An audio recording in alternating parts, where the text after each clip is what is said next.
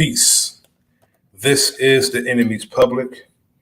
I am Bro.Nasir.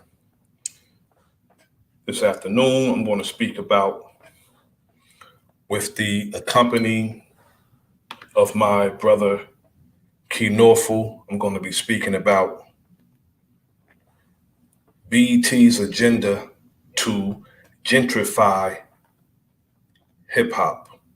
Now, I want to start by saying, when you invite someone into your home, with the exception of family, you tell them where to sit.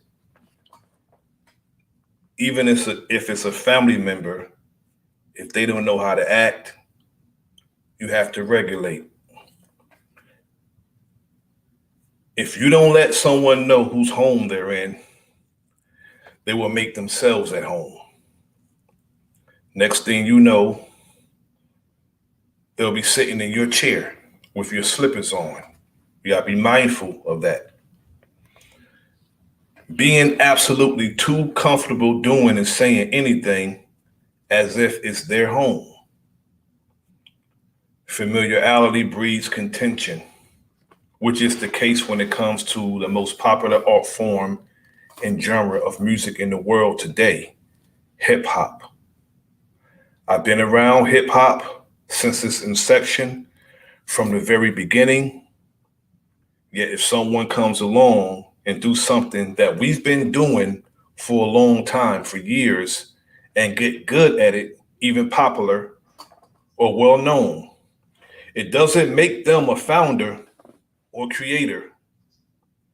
It only makes them a contributor, which is the case with Kool Herc.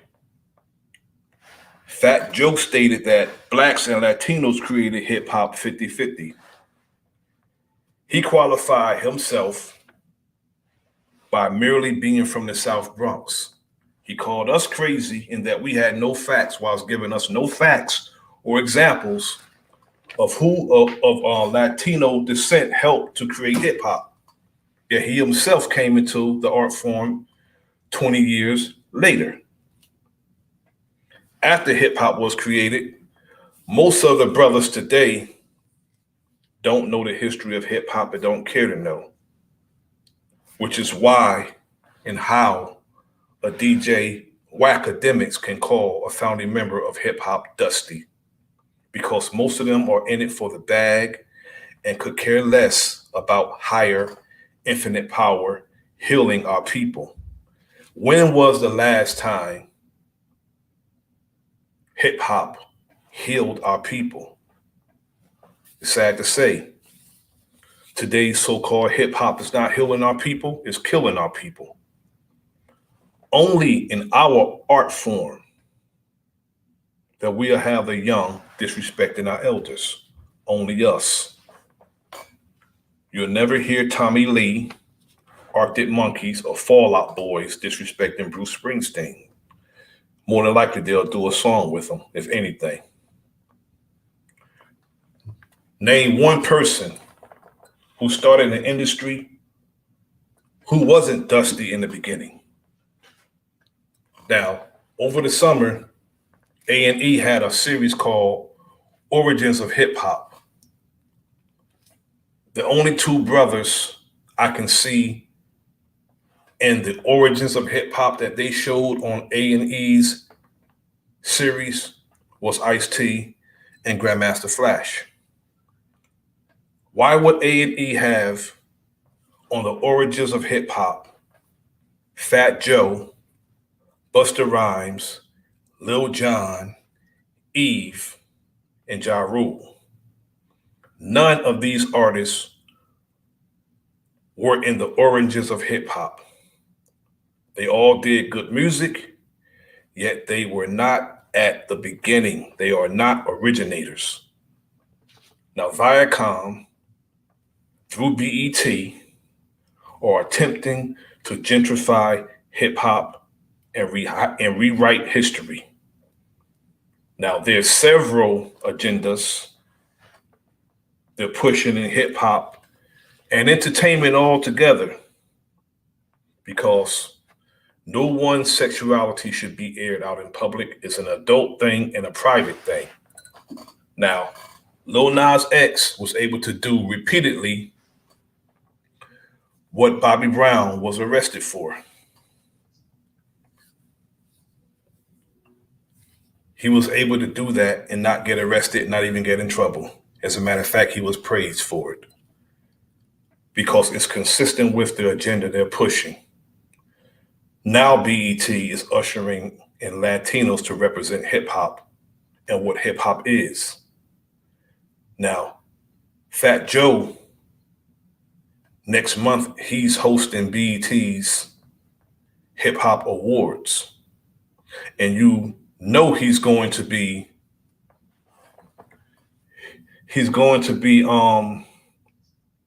beating his chest because he gets to host the BET Hip Hop Award after making the statements he made. He gets to stand before us and gloat.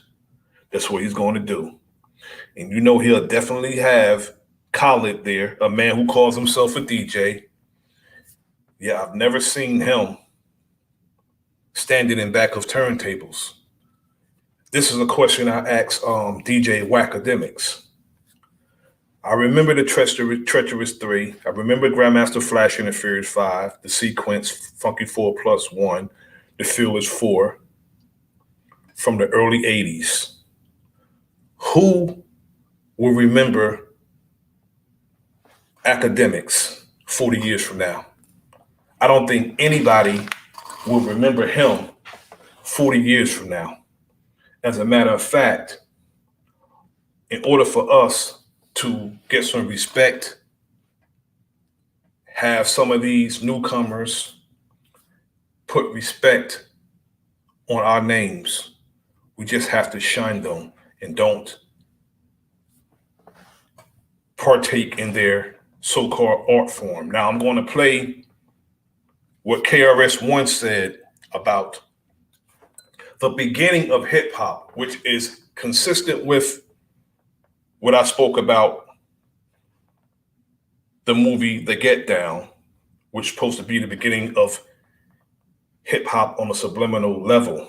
Now, this is what KRS-One had to say about hip hop in the beginning with Sugar Hill Records. What was whack about hip hop? The worst thing, 1979 Sugar Hill Records, is the worst thing that ever happened to hip hop. When Sugar Hill Records came out, a woman named Sylvia Robinson and her husband Joey Robinson, they owned all of rap. If you could somehow phantom that in your head for a hot minute, there was one record label that had all the top rappers of the day on it, and no other company had that. Had we stuck together, black people would not be in this situation. They say hip hop is a $10 billion culture every year. That's black people money we should be having. But black people rejected us and lost $10 billion a year. $10 billion a year gone. Whole dream of Dr. King gone. Take it up now to Sugar Hill Records. All the greatest hip hop acts are on the label, but they're not getting treated right. Black people are ripping off black people. Mm-hmm. I say this respectfully because I'm talking about our parents.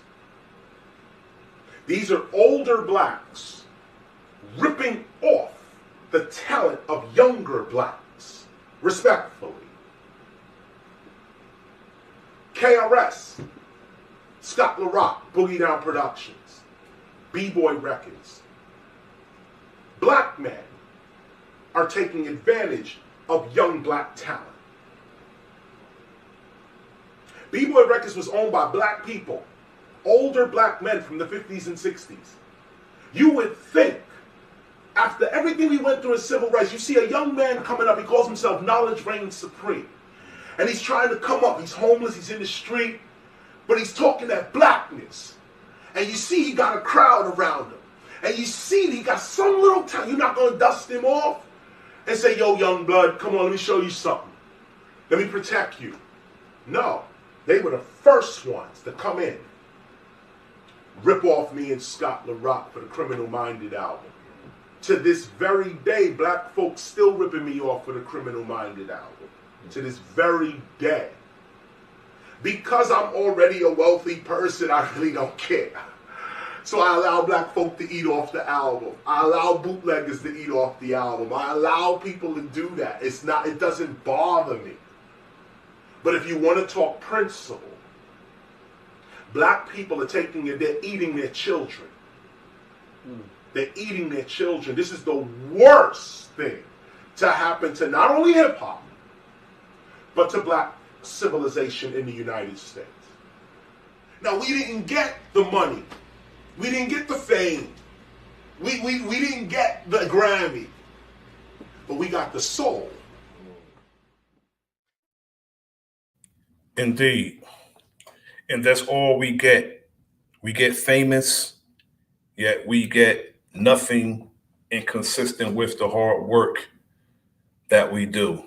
Now,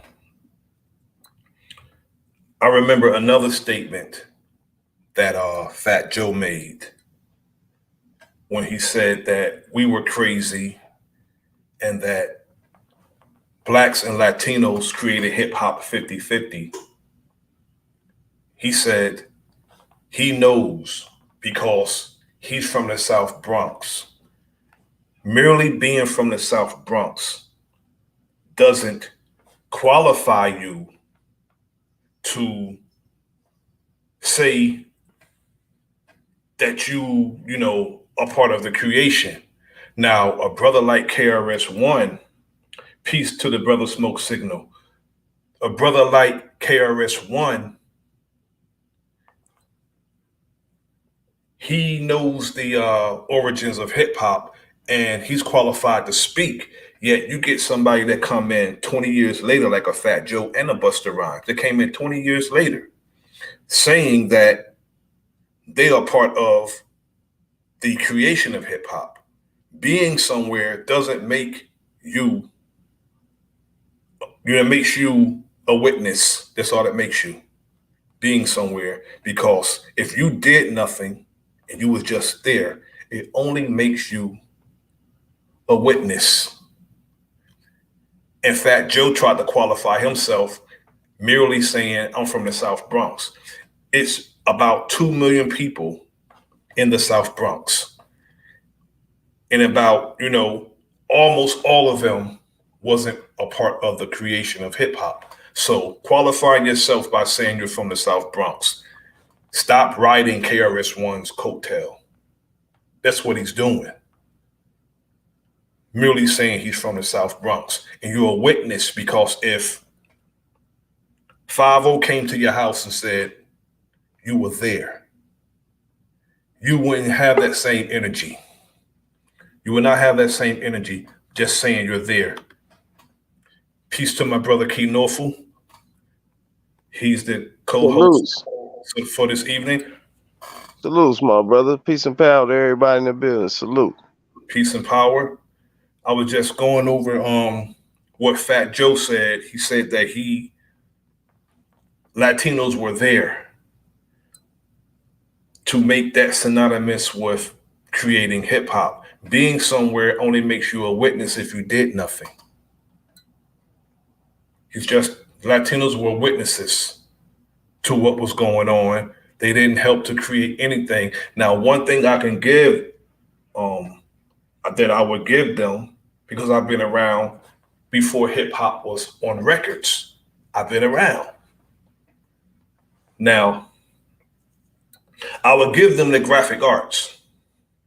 They've been doing that, which is a part of hip hop, but they know what we're talking about. We're talking about the music. Then they want to go to the dances. They want to go to, the b-boying, the break dancing, the pop locking.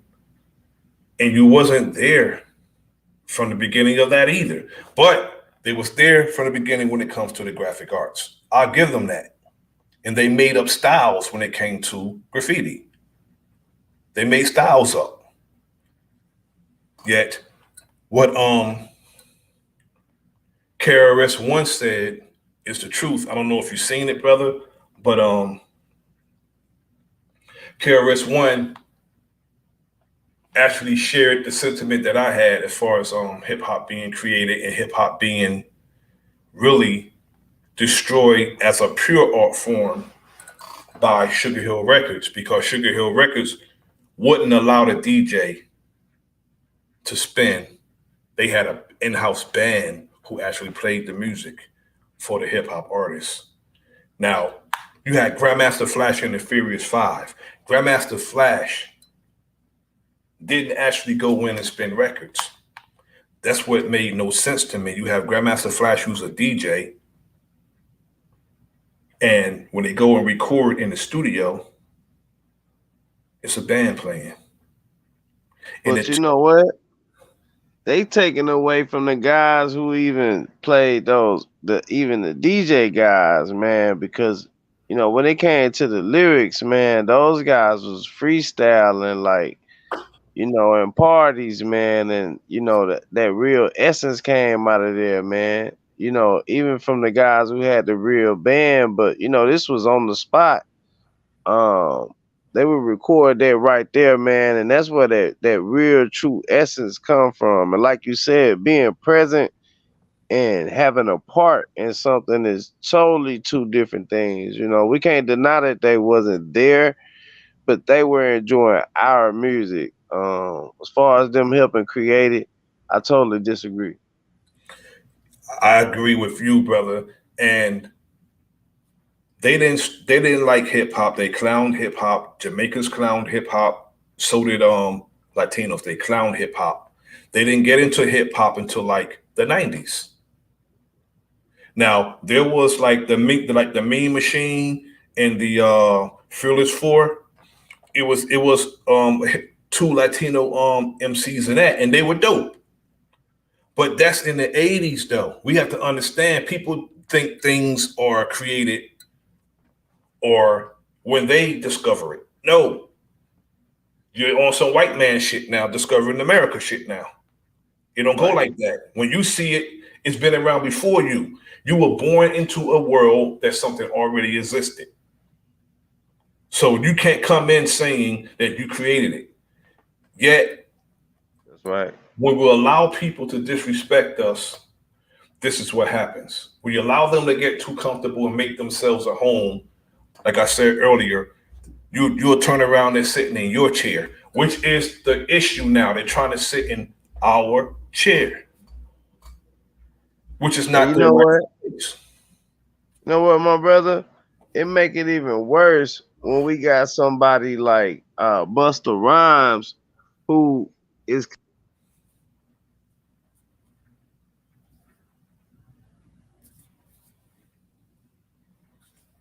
I can't hear you, brother. 1 second. Can you hear me now? Yes, sir. Okay, yeah. So it makes it even worse when you have somebody like Busta Rhymes to come in and second this notion about this whole Spanish thing, and he considered to be a so-called black man or a so-called African American man to to kind of okay what Fat Joe's saying. That make it even worse. It Because does. he's a big hip hop icon, but he's not even he's Jamaican. Yes.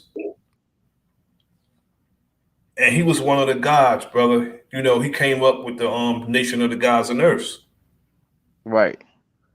You know, Oh and yeah. um, and it's wrong for him to make the statement that he made, saying that we have no culture when he engages in a culture that is ours. You can barely hear music today without influence of hip hop in it. You can barely even hear music. I don't care what genre of music it is. You can barely hear it. Somebody's spitting on it, or It's kind of or like they paid both of them to say what they said, man. indeed, peace to the brother Realize, peace to the brother Blue, peace to Smoke Signal, peace to Slow Burn and Conversation. Thanks for joining us this afternoon. And I agree with you, brother Key, that that Peace, brother. Realize. Thanks for joining us, brother. I agree with Salute. you when you said that it's as if they're being paid to push that agenda, because you have to realize who, all those channels that's lined up in a row on your cable lineup, they're all owned by the same person, and it's Viacom, VH1, Yeah. BET, um, MTV, all those channels in a row, they're owned by the same person, and they're pushing an agenda. They're trying to rewrite history and change the whole dynamic of who created hip hop and who does hip hop and what hip hop is today. And we have to gatekeep the art form and just not allow that, bro. They can say what they want to say, being divisive. No, know who you at and know whose house you're in. That's it. Have some respect for the house, especially one that you Exactly. didn't. Brother, realize Exactly. you have anything to add, brother? I jump on that real quick. Y'all hear me? Hey, hey, Salute. Salute. Okay, so check this out. The way I feel about it is um, they know everything that we've done. They've been here for most of it, right? They know who we are. They know this special sequence that we have in our whole being, right? So if you want to, if you want to suppress it, the way you do it is you make people believe something totally different. And if you can do that on both sides, then you can conquer a lot of time. The fact of the matter is that the time has run out, and people are starting to understand on both sides what the fuck is really going on. And we are the motherfuckers. And people are starting to see that. But the more that people are starting to see that, the more that the higher ups are getting nervous. They're like, man, these niggas waking up. We gotta they're literally on their last leg. So everything that you're seeing happen, everything that you see going on is because they're on their last leg. They know it's their time is up. And that's just what it is. Facts, facts. And then they'll use people who look like us, who are willing to participate in their own demise. Some of us are willing participants as long as they get a paycheck. They're willing participants in their own demise. Now, like for a academics to say what he said what he said because he had a bad faith argument about who created hip hop. So instead of just saying, okay, you guys prove beyond a reasonable doubt, emphatically that Black Americans created hip hop. He resorted to insults, saying that the brothers don't have no money and saying the brothers are dusty. Now, you name one person who started an industry that wasn't dusty in the beginning. Well, you got to think about it like this, though.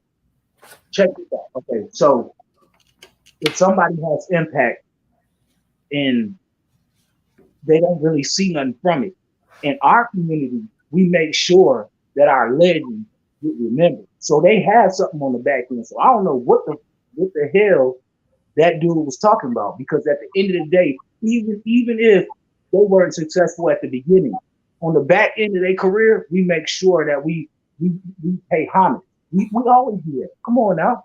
All of our artists who have ever been in the game and gave something to the game, who didn't get nothing really out of it, we make sure that they do at the end. And that's real. Facts.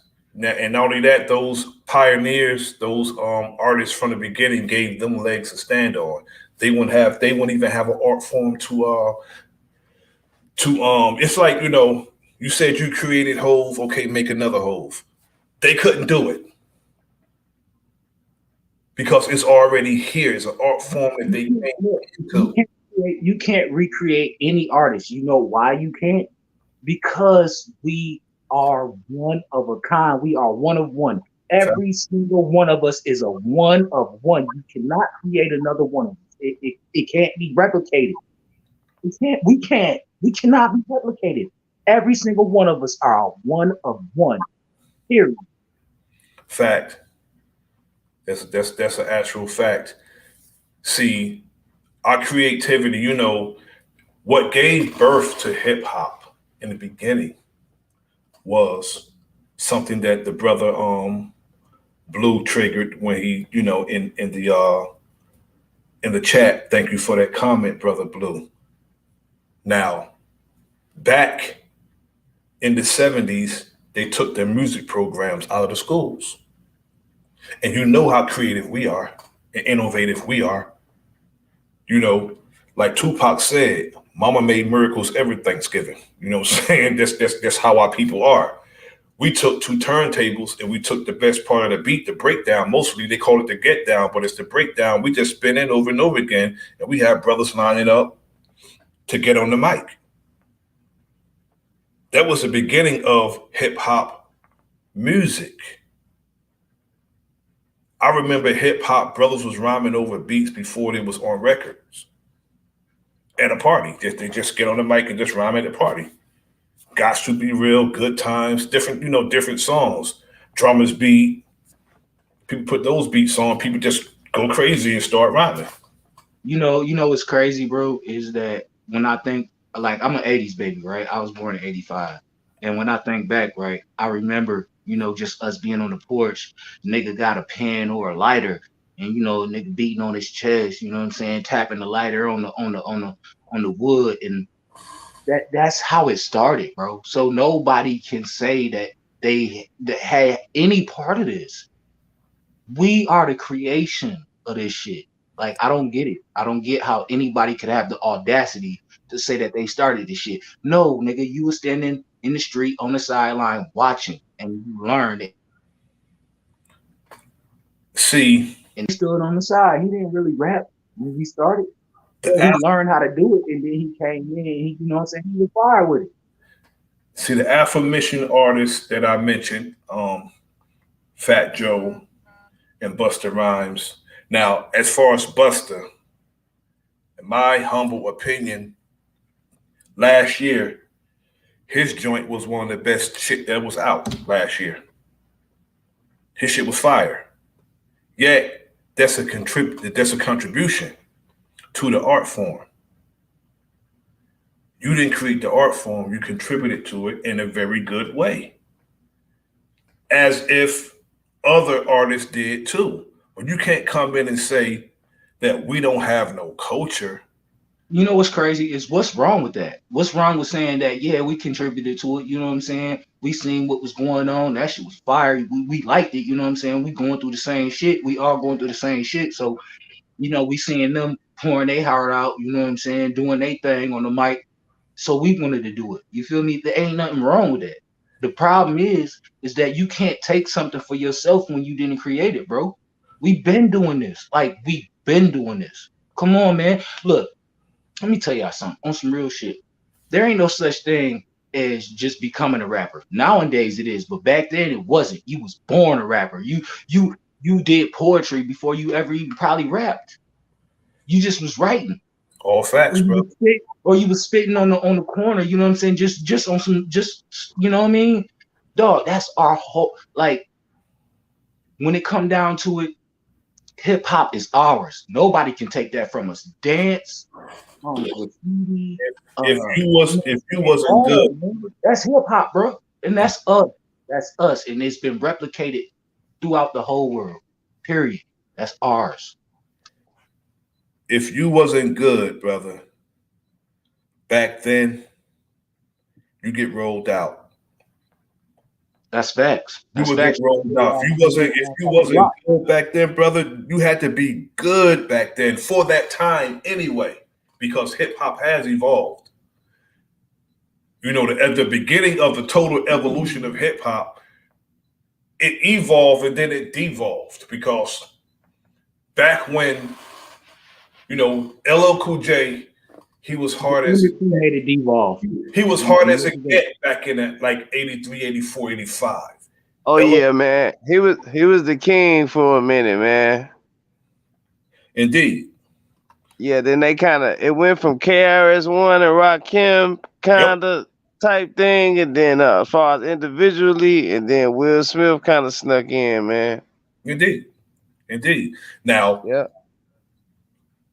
Rakim and G Rap, as far as cadence and the way they You wrote their bars, they made people step their game up. You had to. KRS One, he made you step your game up lyrically because he was all about the battle. He was a I can't savage. forget Big Daddy Kane. He was everything. He was all around the board. Big Daddy Kane too.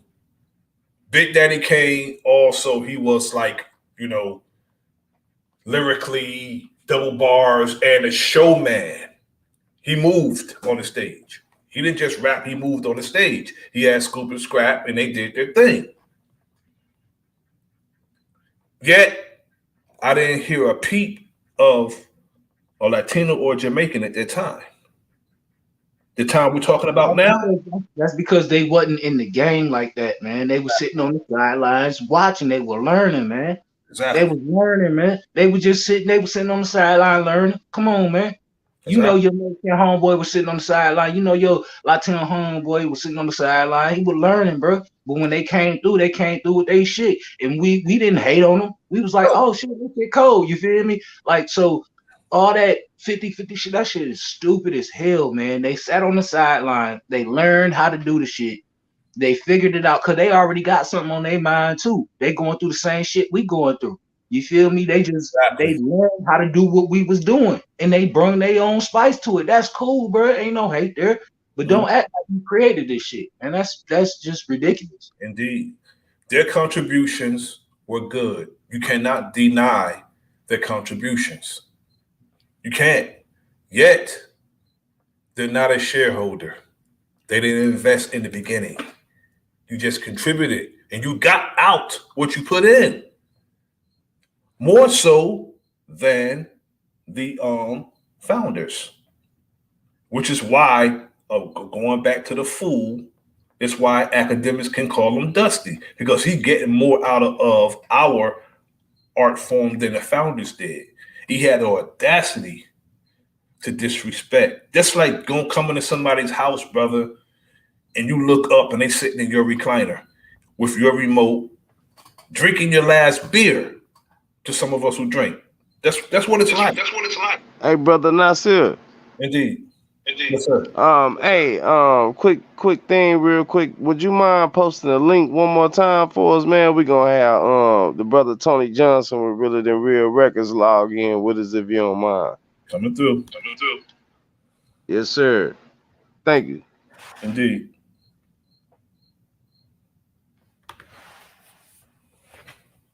Yeah, man, it's a dope conversation, man. It's a dope build. You know what I'm saying? I appreciate it. I EP. appreciate you coming through, brother. We have to gatekeep it and make it in this. That's why it's like it is now, brother. It's not pure as it should be, and that's why our um our brothers are being killed in the most successful, in the most, hip hop, higher infinite power healing our people. It's not doing that today. It's not doing that today. Well, that's because I feel like um there's no direction for our youngins. You know what I mean? For our children. So that's why I feel that way. That way. If there was If there direction was for our direction for children, I think it'd be better. But some of them got direction, some of them don't. A lot of them don't. So you know, the direction that is going, I feel like that's just what it is, man. There is none. If we Hey, gate if we gate if we gatekeep hip hop gatekeep like we should have, a lot wouldn't be going on today as far as the disrespect. I mean, there's nothing wrong with battling a brother and you ripping him to shreds in a battle, but they take it to different levels, disrespecting the dead, desecrating the dead, disrespecting mothers and children. Well, We don't. that's what our culture has come to. You We know what don't I mean? Like, let damn, I hate to say this, but I gotta say it. say it, brother. Um, you know, I feel like this when it come to us real like Niji niggas, okay? Um, we don't really attack other people. We attack ourselves, bro. And I see a lot of it. And what I'm starting to notice is that the more and more I go outside and I talk to the young folk and the old folk, you know, in between. All that shit is starting to just fall off like water on the duck's back. It's just really starting to fall off, and I'm like, I'm seeing a rise and a growth in us that I have not seen, bro. I'm 37 years old, you dig? So I'm seeing things from a different perspective than when I grew up and now and what I went through and all that, man. And I can see the change in what's happening. And even if people are not aware, you know, totally aware of what's going on, I can see the change in them. Even if they don't see it in themselves. People that I've never met, never seen before in my life, I can see a change in them when I speak to them. Because I speak, can't help it. If you look like me, goddamn, I'm gonna make sure that you walk away feeling better. You know what I'm saying? So I see something different in us, and they can't stop it. And I feel like this is their last like Hail Mary play to try to, you know, get rid of us, and it's not gonna work. So I just want to let everybody know, man, just stand strong, yo. It's our time, man. The real Aborigines stand up. It's our time. It's coming. I promise. I promise. Hey, salutes for that, man. Hey, my brother Tony, hit the link. Man, hit that link. If you get in here, hey, my brother Nasir, it's my brother Yeah. Tony Johnson, man. Wealth is Gangster TV, man. Salutes to you. Welcome to the panel, my brother. Peace, brother. Peace, brother. Welcome to the channel. Did y'all hear me? Y'all hear me? Peace, salute. Peace, salute. Oh, hold on, did he go Hold out? on, did he go out? Now, can you hear me? Can you hear me? Oh yeah, we can hear you loud and clear. You good, bro? Go Okay. ahead. Yeah, my bad. I'm usually in my room, my podcast room, man. But I'm on my way to feed my chickens, so I just want to tap in with y'all still though. Somebody's Yeah. Somebody's echoing. Oh, it's going Oh great, yeah. man. You know, just building, man. You know, just building. I just got to mess with my bees and my garden, so now I'm going to go feed my chickens before I sit back and chill, man. I wish I would have had it out the way so I could have been sitting down and really dive in with y'all, but I'm still here. Hey, so what you think about that whole situation as far as you know you heard Fat Joe and Busta Rhymes talking about Latinos really help create the culture. What's your stance on that? I mean, they doing what they doing what we let them do with everything else, man. Everything that we done invented, everything else we done created, everything we normally just invent stuff, created, and then let everybody else take over it. You know what I'm saying? So really, they shocked that we really standing up and fighting back, because normally we don't never say nothing back about it. You know what I'm saying? So uh, they know who the originators, the creators are, but like I say, normally we won't say nothing, and we so cool and laid back with everything. We like, okay, we'll let everybody take a piece of our culture, but it ain't even that they taking a piece of it. It's like they'll let us create it and say they created it. You know what I'm saying? And that's Fact.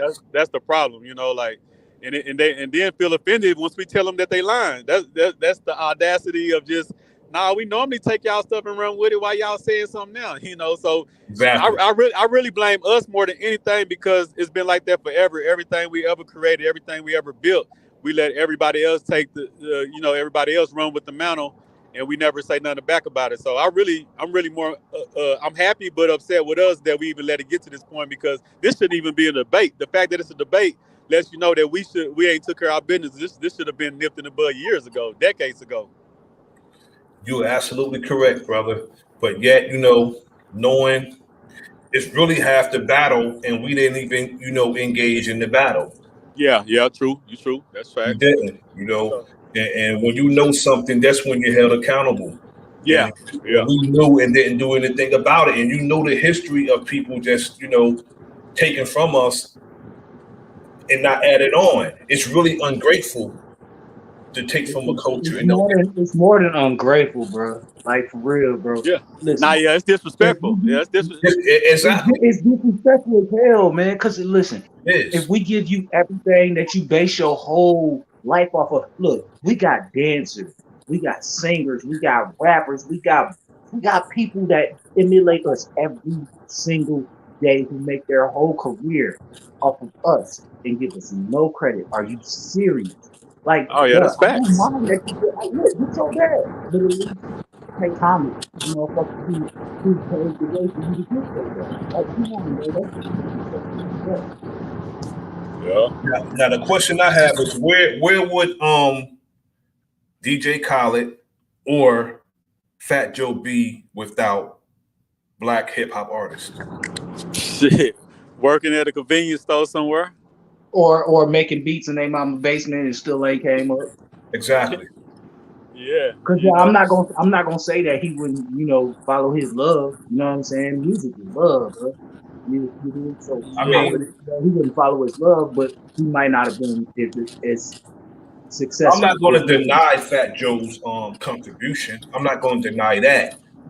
But stop saying that you helped do something 50-50. He Right. said 50. Yeah. That ain't even, Yeah. bro. They was Nah, sitting on the sideline learning. They literally was sitting on the sideline learning. Once that's they it. learned it, they came and brung they shit in. That's all it is, bro. It's Yeah. cool.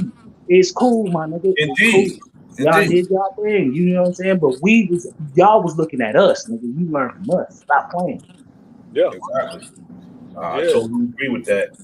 That's what they doing. Even with like the b-boy dancing and all that. Now they trying to take what they is, because now they the most, they doing it the most. It goes back to the same thing with like jazz, rock and roll. Like we created all that, bro. But when you Bro, look it ain't back at even it now, it ain't you even would swear that white Asians. people created rock and roll, and Dude, we look at the created that Asians. too. Bro, look at the Asians. Look at the Jabberwockies. They trying to dance like us, bro. Come on, Yeah, man.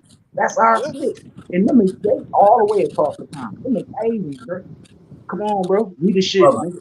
Fuck you. who you think gonna win when breakdancing is in the Olympics next year?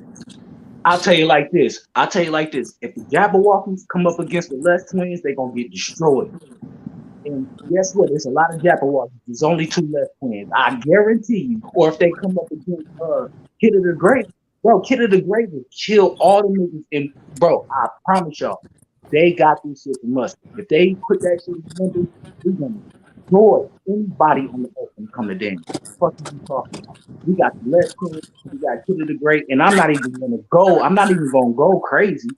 I'm not gonna go crazy. I'm just gonna give you them three people that will destroy all fuckers coming up. Guaranteed. Guaranteed. Indeed, because it's gonna be global. Just keep in mind it's gonna be global. it's gonna be global. But I really want to see how many black people gonna be even in it. See, that's the thing, we created, but most of us not even in it like that. You know, like, and that's how they can run with it, because they can say that they're the majority in it now, but it still ain't got nothing to do with who created it and who built it. You know. Actual fact. Actual fact. So if you're gonna if y'all mostly doing it now, that's cool. But still So pay that's homage to hold where it on. started from. Pay homage to where it started That's from. what we gotta Exactly. promote it. That's what we gotta put our people in it. You know what I'm saying? Like, hey man, go destroy that shit. You know what I'm saying? We gotta pump each other up. We gotta praise each other. You know what I'm saying? Make each other do that shit because we know we the best at that shit. Hey nigga, go do that. And if they can't do it by themselves, we need to come together and make sure that the people that can do the thing. Remember how in the hood, right? If you was a football player, your parents might not be able to buy no cleats or nothing like that. But the people in the hood made sure that you had cleats. See, that's what I'm saying. We got to make sure that we there for our people. You dig? That way they could do them type of shits. Indeed. We have to motivate our people and then cheer our people on when they're doing something. You gotta always make them steadfast in what they're doing. And also we have to gatekeep our art form.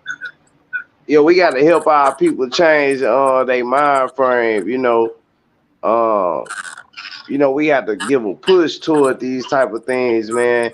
And especially with sticking up and defending ourselves, especially with knowing our history and our heritage. The push is so much for technology in the future that we forget in the past, and I feel like that's dangerous, man. Salutes to the panel, man. I appreciate everybody. Much love and respect.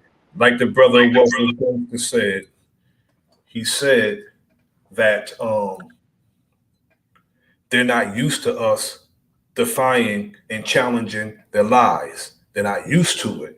And when we do it, they get some pushback and they start using words like you're being divisive and Yeah, you start using words like that, you know what I'm saying? But Or you're being aggressive. you're being Or you're challenged. being aggressive. yeah. Because they feel like, how dare you claim? I mean, we know it's yours, but you normally don't say nothing. That's how they looking at it. Like, you normally don't How fight us dare back. you say something back to me? That's Yeah. just it is what it is. Because I watch a lot of shit where I see a lot of people, they go at the police, they talk crazy to them, but we can't do that. Them niggas smack us the fuck up. How dare you say something to me like Yeah. that? You know what I mean? So it is what it is.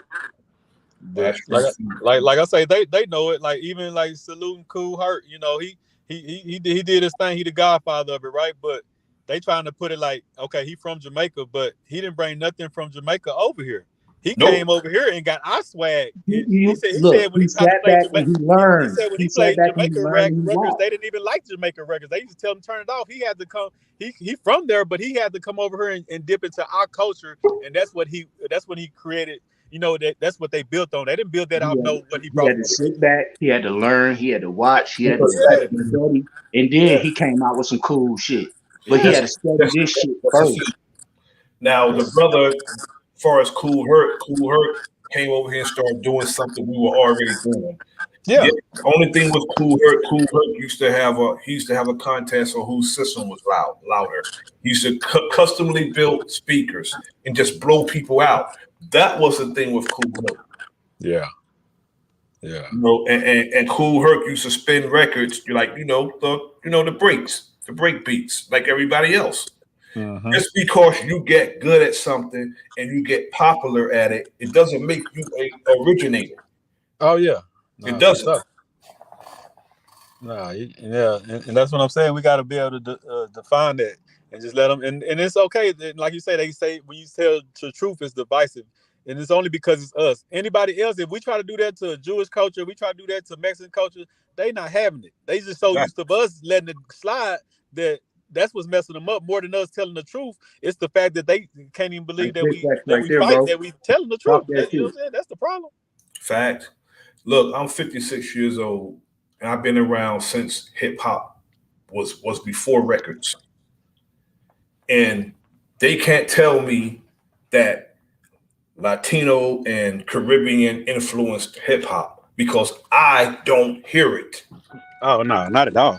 I don't hear it. I don't see it. Now, they may have influenced it in the past 2006 with all these tight ass pants. I give them that because every Hispanic brother I knew wore tight ass pants and color shirts. Yeah. I really don't see no contributions toward hip hop, man, and I ain't really just trying to be funny. As far as all the artists, man, if you put a hand count on it, man, I really don't see I don't no contributions toward hip hop. I don't hear it. I definitely don't see it. And they didn't start fucking with hip hop until they started doing hip hop. Before then, they was clowning it. They called it noise. Well, what is hip hop, right? Because they, like you said, they called it noise, man. It was just noise. But then when we put some flavor to that shit, put some seasoning on it, now they want to take it for themselves and create corporations and institutes. Man, come Go on, ahead. man. Go Come ahead. on, man. Look, I'm gonna be quiet. Y'all got it. Now you not, brother, you on point because a lot of these rich men, billionaires and millionaires, had children who was wandering aimlessly, wasn't doing nothing with their life, and their father gave them money for a label. Hold on. You know what's crazy about that? That you just said that. Check this though. They got black friends from the city that they bring to the crib, and they build this whole studio. It's pretty and shit. Look, man, it's a lot of bullshit going on, and we got to check that shit at the door. Like Sugar Hill Records, in the beginning, all hip hop artists used to record in New Jersey. Sugar Hill Records was in Inglewood, New Jersey, right outside of New York. They used to come from the Bronx to record in New Jersey. I was there when they named the street after Sylvia Robinson. Now, this was like probably about 2013, 2014. I was there, and myself and Grandmaster Melly Mel took this picture. That's the picture that we took when they named the street after Sylvia Robinson. My wife and I we was running a drill and drum squad. They wanted our team to come there and perform. We went there, performed. The brother was there. They named the street after her. They had a whole bunch of different celebrations going on at that time. Even Juneteenth was on that day. I never even heard of Juneteenth until then. I was but we went. They invited us to go to perform in that ceremony, naming the street after Sylvia Robinson, and they declared that Sylvia Robinson Day and all that. She's the her and her husband Joey Robinson. They started Sugar Hill Records. Yet she was a songwriter and singer. She did the song Pillow Talk back in the days, and she wrote the song Love on a Two-Way Street, Don't Throw It All Away. The song that Kanye West used in New York State of Mind. She wrote that song, so they getting money off that song today. Not her, she passed away, but her family is. Think about how good we doing in all aspects of modern quote unquote culture, right? Think about this. Okay, so someone called us cockroaches, right? And it was Italians, right? Italians called us cockroaches. But there was a reason why. It's because we can't be killed, man. We've been here. They've been trying to exterminate us for the longest. And That's why they call us that. Here, and that's why Italians called us cockroaches. That's why they call us that. Yet, we are the most innovative, creative people on this planet. The black man and woman in America, we are the culture. Everybody draw from us. That's a fact. That's a fact. Everybody draw from us.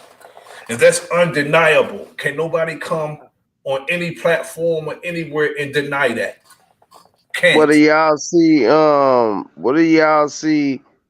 The forefront going as far as our culture with the music here in the near future. You think it'll just get overwhelmed, or you think we can kind of make a stand? Music is going back to what it used to be, bro. It's about the struggle. It's about coming out the struggle. It's about defeating the odds and shit like that. Man, our music is really coming back. If you really listen to these brothers, man, these brothers is coming hard, bro. I believe it's coming to an end with all this bullshit music because nobody wants to hear that shit. We had a good time. They got our children for a second, but now our children like, man, it's the same shit. You know what I'm saying? So I believe that real music is coming back, real hip hop is coming back, lyricism is coming back, and just wait on it. I'm telling you, it's coming. That's real talk. The fact that we have streaming services and we don't have executives and A&Rs in our ears telling us to dumb down our lyrics, it can bring back originality, because that's what's missing in hip hop, originality. Facts. Back when we were doing hip hop when I was younger, you couldn't sound like nobody else.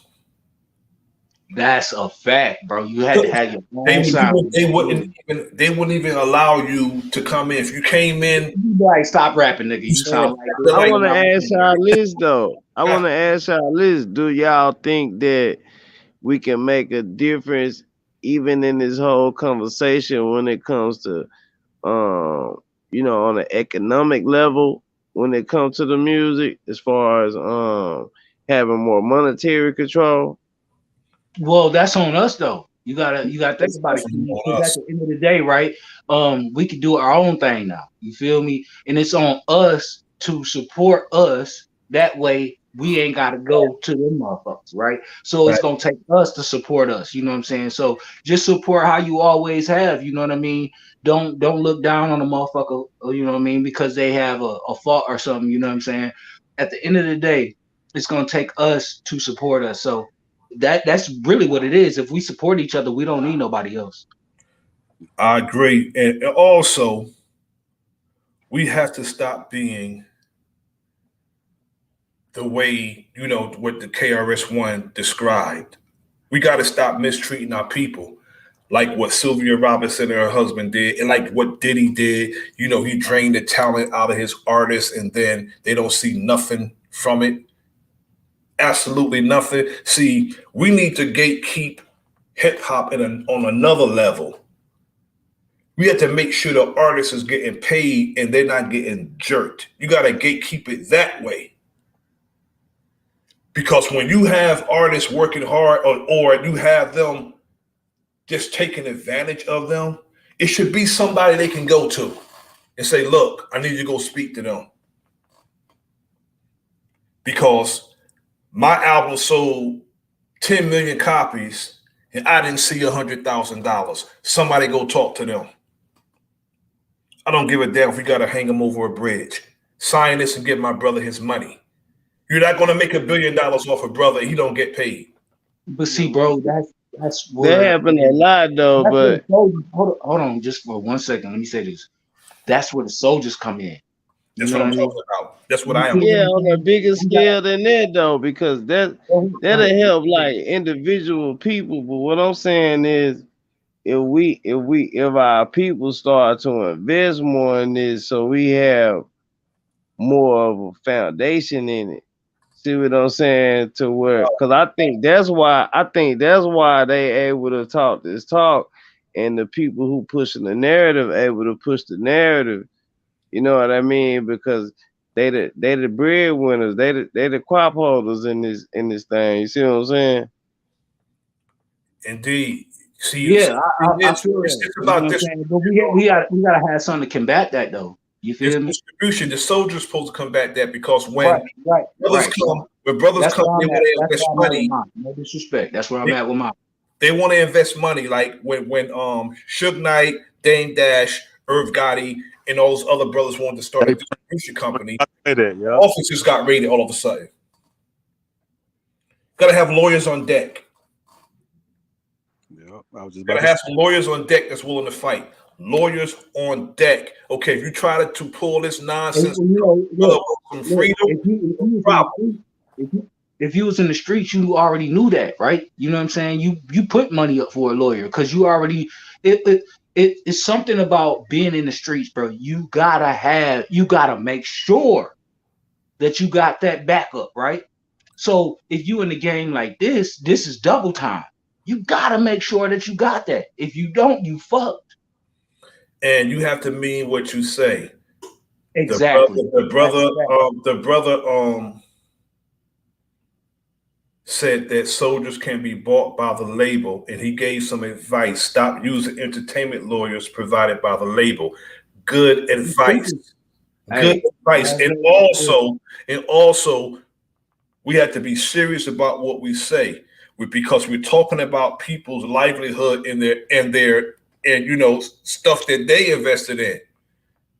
Nowadays, to me, as far as I'm concerned, my humble opinion, labels are done. You got to be a fool to sign to a label when they have streaming services. Facts. That's stupid to me. Why would you do that? I mean, hold on. Think about this though. These labels are taking out motherfucking life insurance policies on these young men. Come on, bro. Come on, man.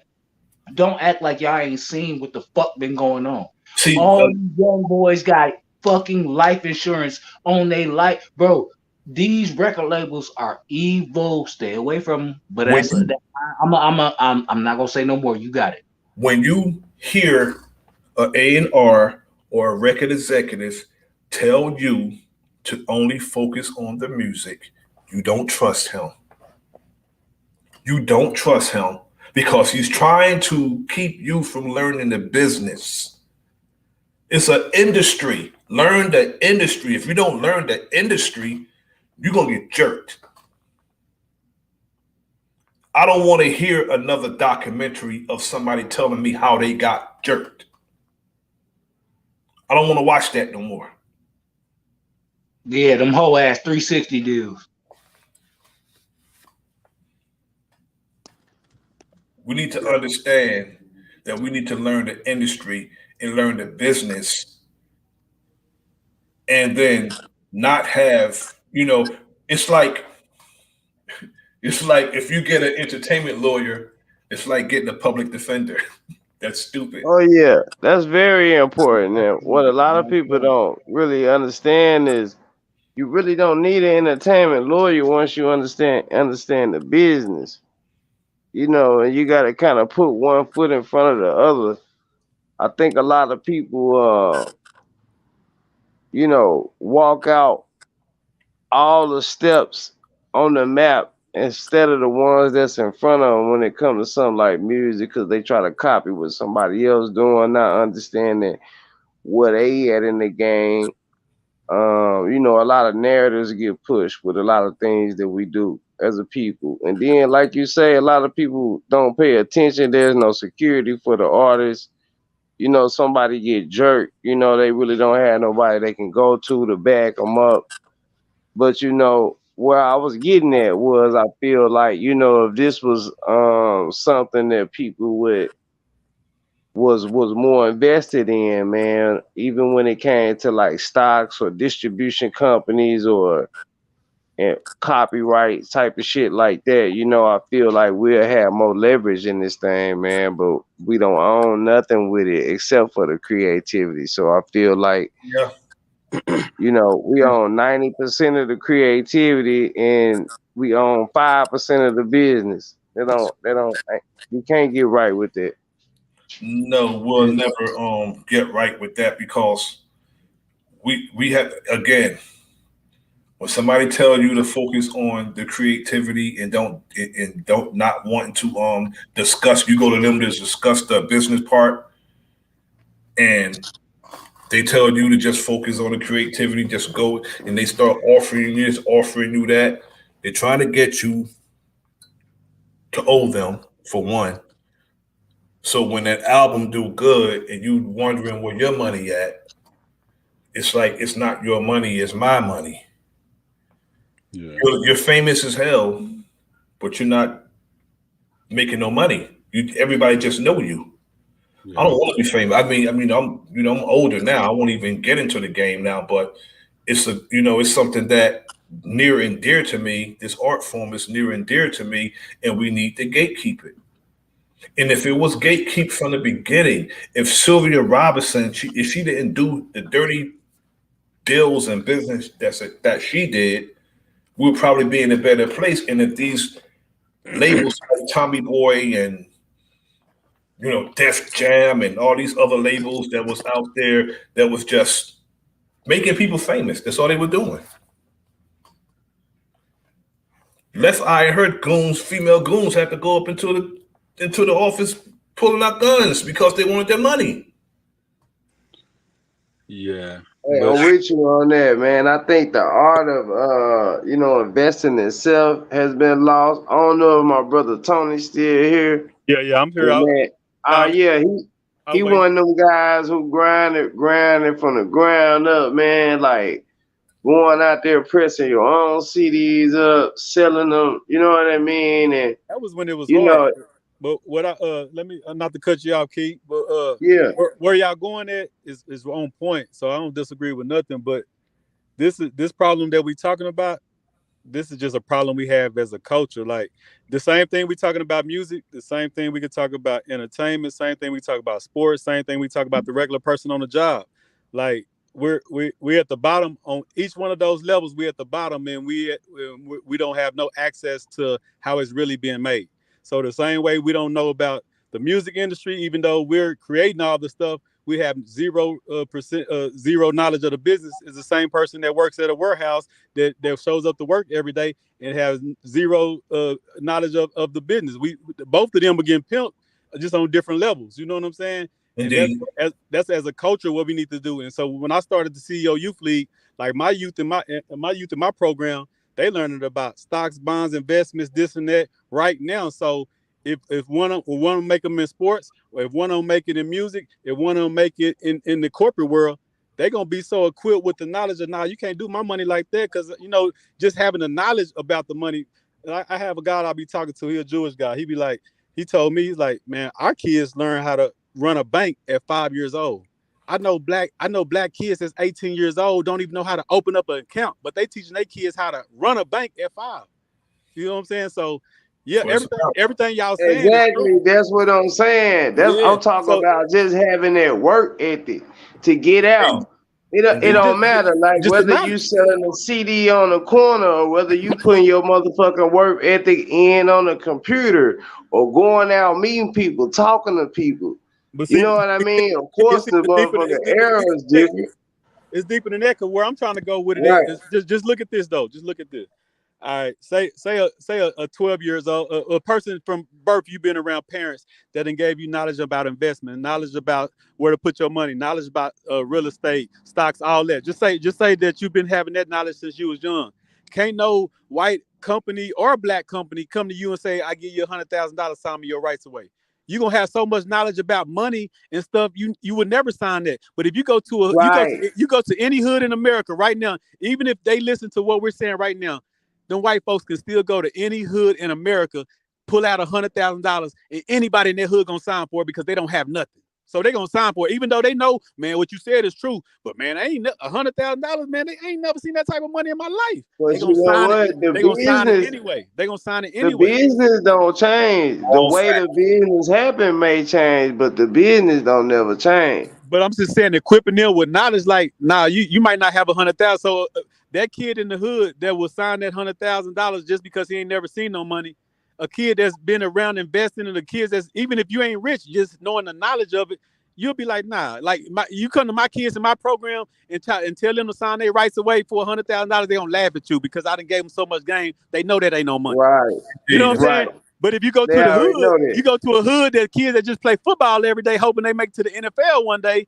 Like I tell my kids, we push 100% our kids into sports, and only half of 1% gonna make it, and a half of that 1% gonna end up broke because they still don't know nothing about finances. Then they Fact. gonna be an alcoholic or They on some say for people drugs, that sitting up Can I mad say because they something ain't real quick? making this shit. You know what I Yeah, Hold on. mean? Can I say something real quick? yeah. All right. So we know all these statistics, right? We know um all of these numbers. Um, what I'm trying to do and what I really point myself to do is to help those children so that they could be better because we got so many of them out here who lost, Oh yeah, who for sure. messed up. You know what I'm saying? And I'm listening to y'all, and I'm really taking it in. And one thing that I'm noticing is that our children need us the most, man. So no matter what we do, let's get out here. Let's talk to these young brothers. Let's talk to these young sisters, and let's give them a way out. Because you, even as a child, like if you ain't got no way out, you gonna do what you gonna do. Because you in the situation you in. So I would say, let's try to build some things for these children to where we can give them something else to do. And I'll land right there. Thank y'all.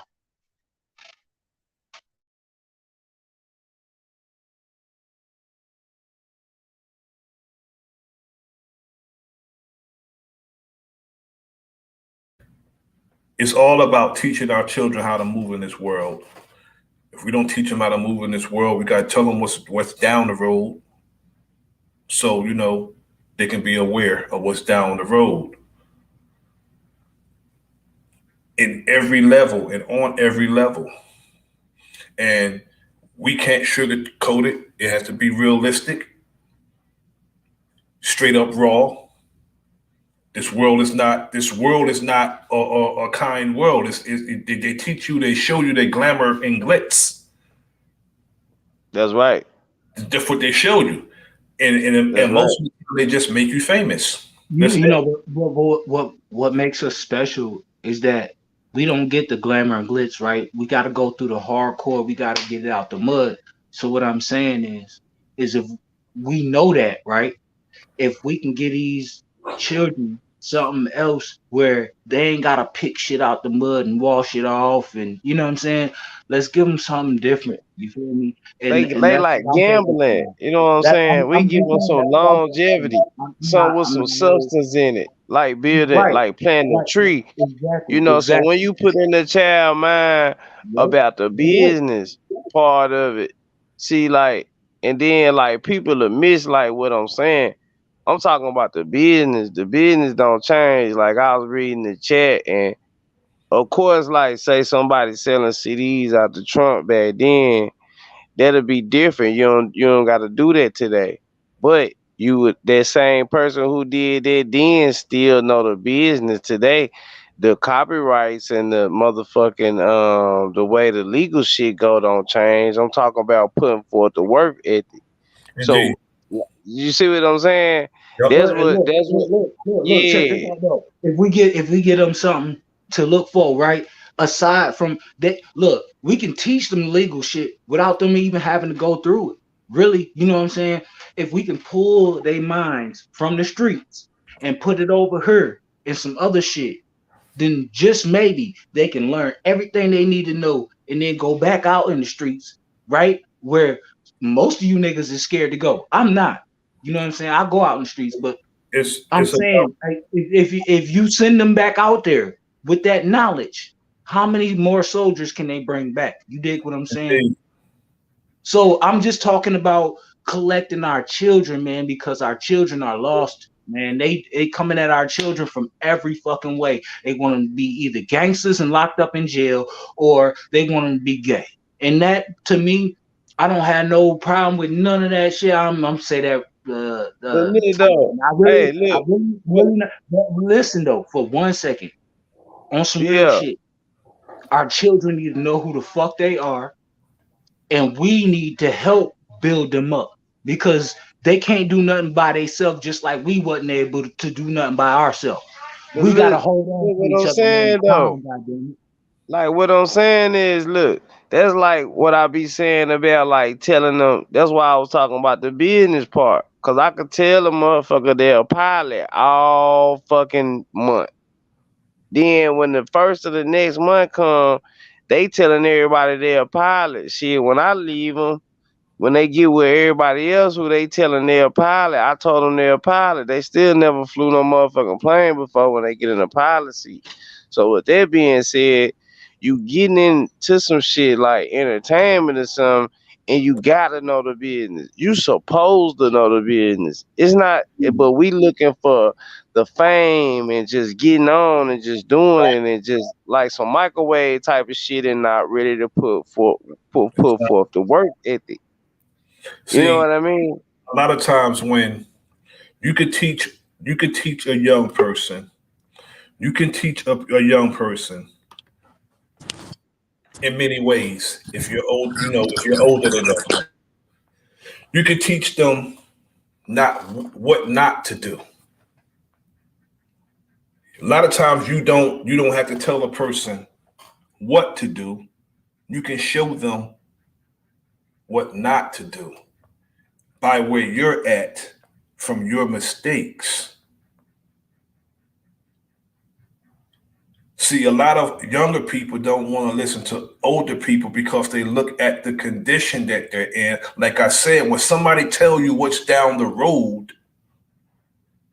and tell you no, don't go that way because I know what's down there. That's right. You know what I'm saying? Go this way. When Right. you get to the fork of the road, go to the right. Don't go to the left. I know what's down there. But see, that's why we gotta get them young. You know what I mean? We gotta go to the younger children because the generations that's under us. It's kind of the situation that it is. They feel like they got it because information is so accessible. You could just pick that computer up or that phone up and it's gonna kind of tell you everything. And then they done seen a lot of adults just listening to what they see on TV. So they say, hey, that's easy. I could do that. Or they look at a person and say, well, this person ain't doing it like how I do it if I had it. So they must ain't doing nothing. You know what I mean? Facts. Yeah, it's a funny time right now. So we have to reach the youth, man. Um, to kind of bridge that gap. Cause Yeah. our people struggling, man, with some real serious issues right now, man, and that's a fact. It's I would you took the words out of my mouth when you said bridge the gap. Yeah. You know what I'm saying?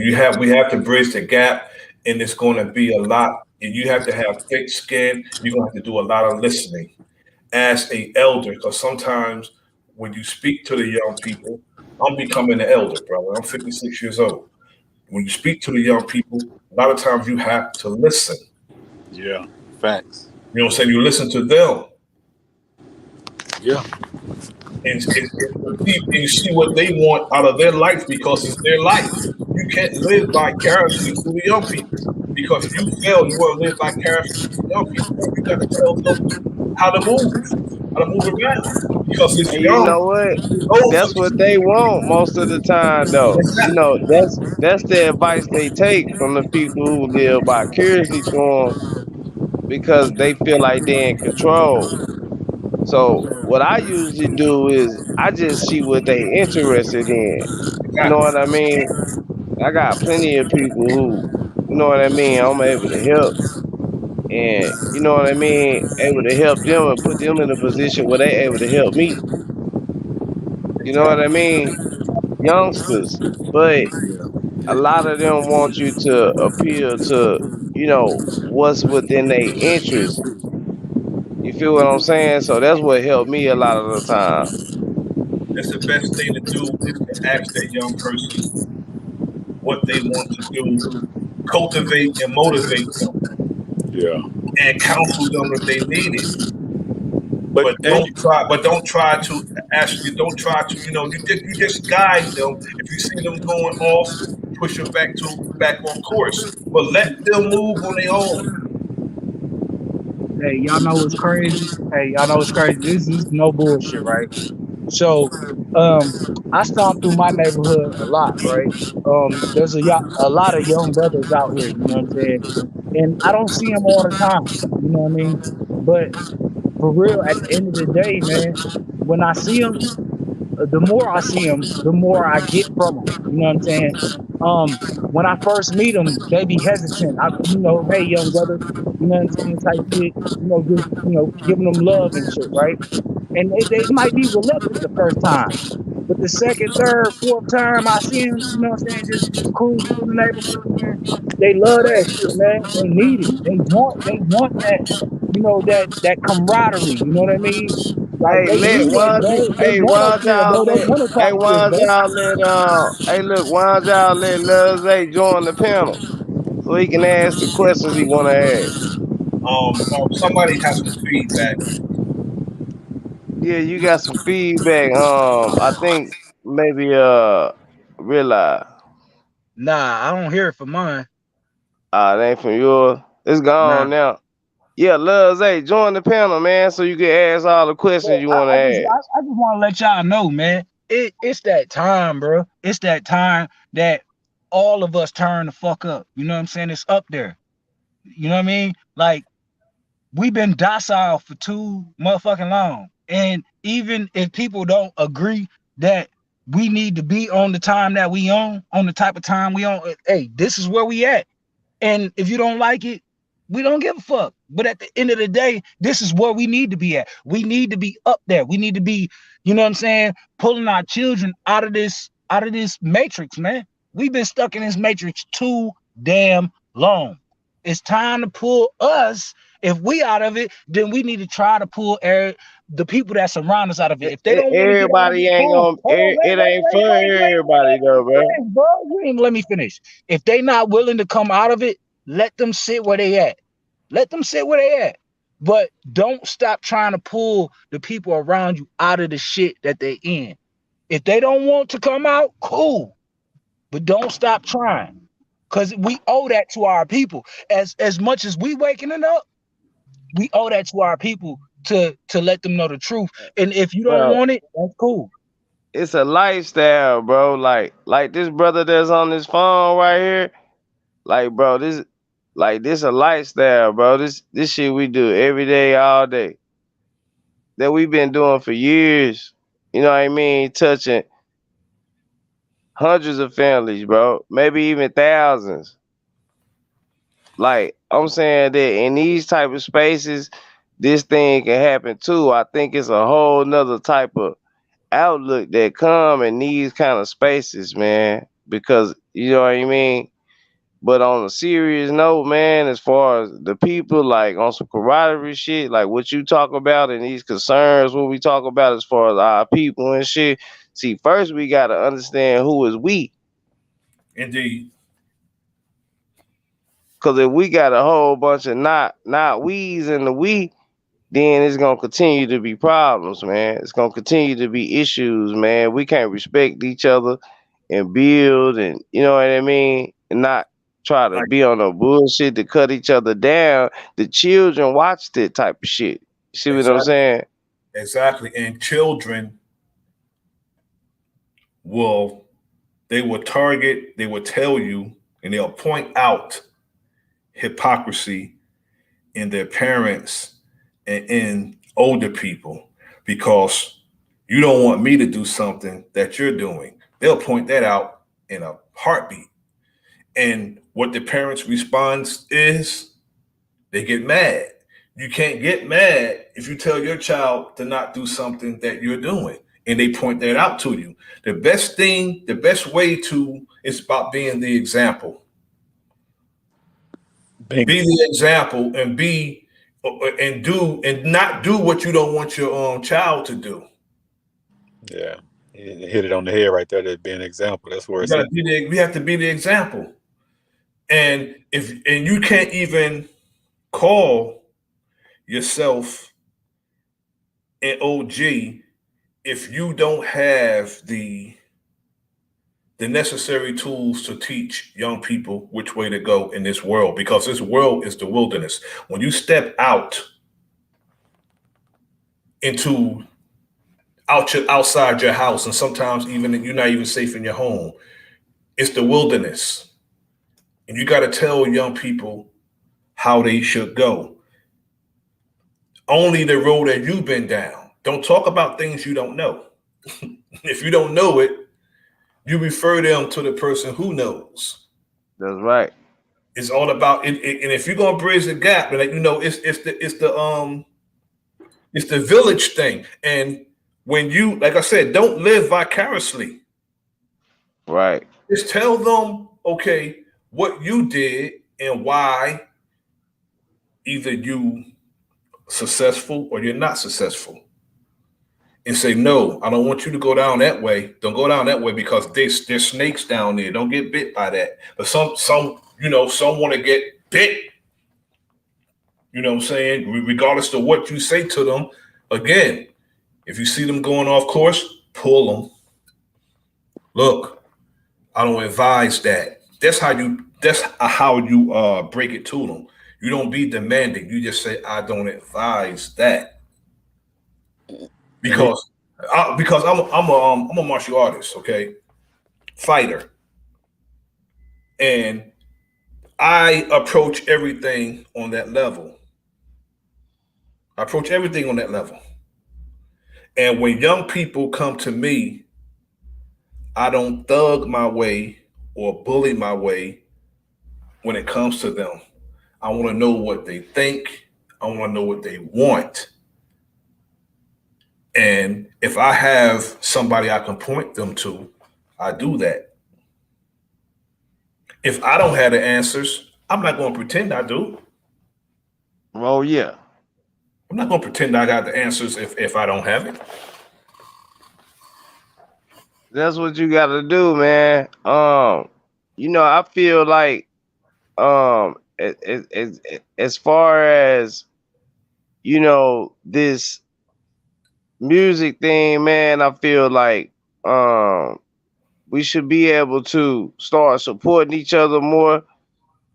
Um to switch it up just a little bit, man. On the thing that we could do to help each other with as far as this music thing.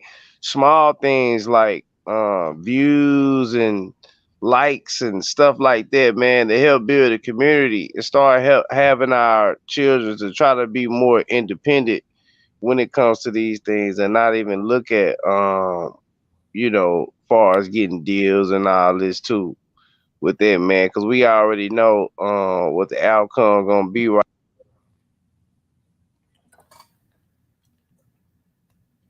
I mean, when you know what the outcome and it's going to be, you should go accordingly. And if you don't, if you fail to plan, you plan to fail. Always have a plan. Always. Yet, sticking to what the title is, we have to stop those who are called by our name from doing dirty deals and gentrifying our art form. BET hasn't been black entertainment for about 20 years. Sure did. For about 20 years. Supposed to be black entertainment, yet it hasn't been black entertainment. It's been buffoonery. We used to have They use things. it to push their agendas. Exactly. No more teen summit where children used to come, young folks used to come together and form a camaraderie. None of that. All this nonsense they have on so-called black entertainment television. And now, after Fat Joe made the statement that he made, he gets to gloat and beat his chest in front of us because he's hosting BET's Hip Hop Awards next month. So he beat his chest now. Now he's beating his chest now. Couldn't find nobody else. BET, Deborah Lee, you couldn't find nobody else to host the Hip Hop Awards. Yeah, it's getting a little weird, man. Very weird. Very weird. Um, that's the direction they going in, man. The direction that they've been going in for a minute. It's getting real weird, man. The agendas is getting out of control. It's matching right along with like the music, the movies. And we should be able to pinpoint and see exactly what it is.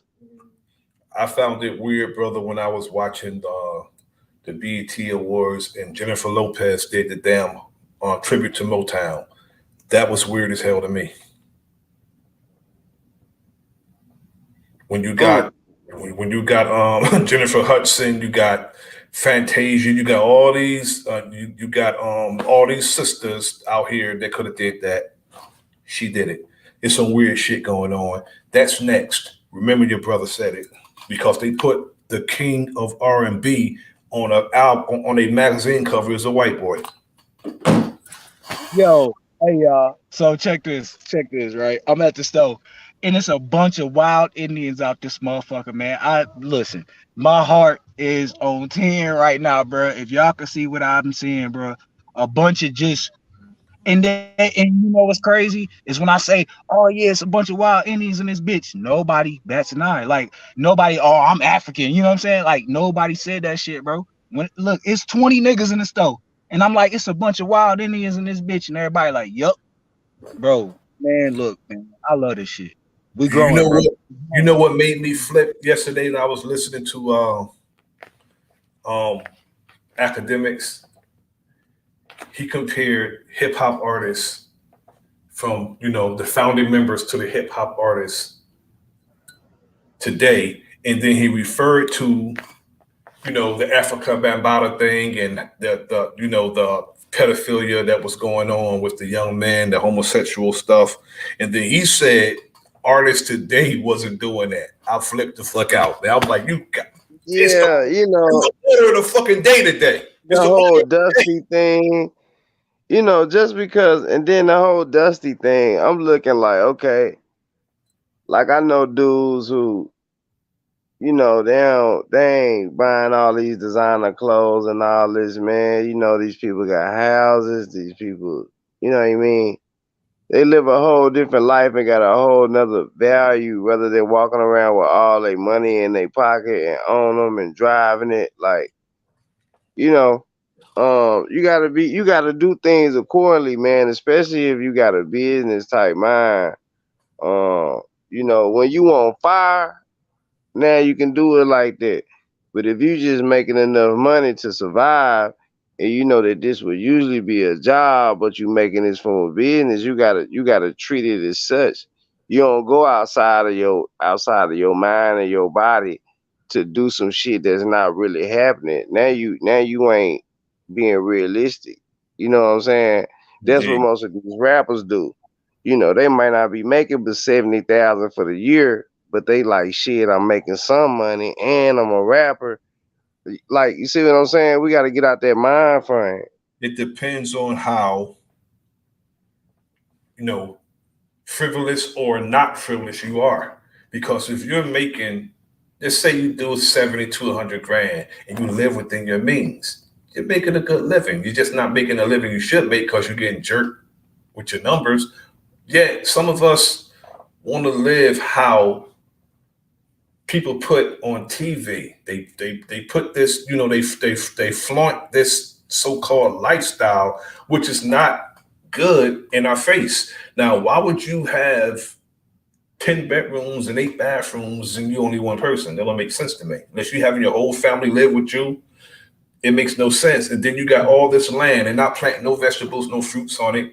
It take you tens of thousands of dollars to maintain it during the summer. It takes you tens of thousands of dollars to heat it during the winter, cool it during the summer, and it makes no sense to me. That's the thing we All need to because be somebody told you talking that's how about. you live. The vegetables and the fruits that, you know what I'm saying? Having some shit with some substance, you know what I mean? That's the shit we need to be talking about. You know what I mean? That's the shit that's gonna help us and save us, through it all. But I don't want to hog the mic, man. I know we got my brother Tony still here. Realize Indeed, I would love for the brothers to elaborate and say whatever on their mind.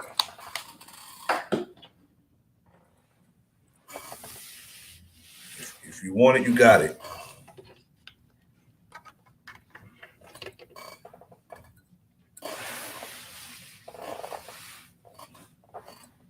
Hey, I'm still here. I'm just pulling up to the crib. I told y'all, man, what I just seen at the stove, man, and how, you know, that's special to me, walking in a space, with a bunch of brothers and sisters, man, and us not calling ourselves African, but understand who we are. That mean a lot to me. So, I'll be quiet for a second though. I wanted to hear what you had to say, brother. Yeah, it's a whole lot. We're gonna have this discussion more than once. Certain other things that need to be discussed. Yet we're gonna do things first because certain things are more urgent, than others. Yet it's all urgent, but certain things are more urgent than others. Now, when you have media multi-ethnic destruction in America trying to rewrite history I like and, that. and change who started and created hip hop, we got to jump on that. And when somebody start outright lying about who created hip hop, we have to jump on that. Well, I mean, let's really break this down, right? Okay, so if we're gonna talk about who created hip hop, who was the first person to make a rhyme? Do we really know who was the first person to make a rhyme? But I bet it was one of us. You know what I'm saying? We rhyme, look, Yeah, we rhyme I seen words too footage. when I we seen don't even footage, try. footage You of know what I'm saying? We raps ain't being gotta done try in to like the rhyme. We just rhyme. 1930s, 19. You know what I'm saying? Just That's rapping. what I'm saying. So like it goes way back. So can't know. nobody else say that they did this shit, bro. When we got evidence of us just rhyming words way back then, where the fuck y'all think it come from? Come on, man. Nobody can do that to us, man. I'm sick of this shit. It's getting pretty irritating for a motherfucker to tell me, yo, yeah, I gave all of it. No, okay, look, man, you did Again, something. too, It's man. cool, but you didn't create a damn thing. We You created it. know who We're control the supposed to be told. narrative That's and the shit bullshit. sometimes. So sometimes we have to ignore shit and then we have to push what we want. You know what I'm saying? It's called vibe and back. You know what I mean? That's what it's gonna be. And as a whole, that's how they hating Yeah, on us. you That's how say they that, yeah, fucking with us. that motherfuckers making sure they, you know what I'm saying? Yeah, that's basically like saying, hey, we gonna make sure we gonna look at you before we let you in this bitch. Basically. We have right Woodard stay, Woodley stay. Welcome to the panel. You have anything to add? Yeah, I would like in y'all bill, man. They call me hiker, you heard me? Say, bro, I like y'all bill, man. It's beautiful. Cause see, right now, what I'm looking at is, in the '80s, I remember that it was a time that MTV and VH1 would not even much touch hip hop. Fact. You know what I'm saying? So, and if it wasn't for Will Smith complexion, they was trying to hide the awards from NWA, Public Enemies, and stuff like that. You know what I'm saying? BDP and all them. You know what I'm saying? So Fact. by them trying to change, remember, the youngsters, they got it when everything went to falling apart. We were stuck between this East Coast, West Coast bullshit crap that they pushed out there between two young brothers that I think that shouldn't have deserved what they deserved in hip hop. You know what I'm saying? Yes. But I still state, if we could blame them, but I still blame me from being the fucking consumer to that shit.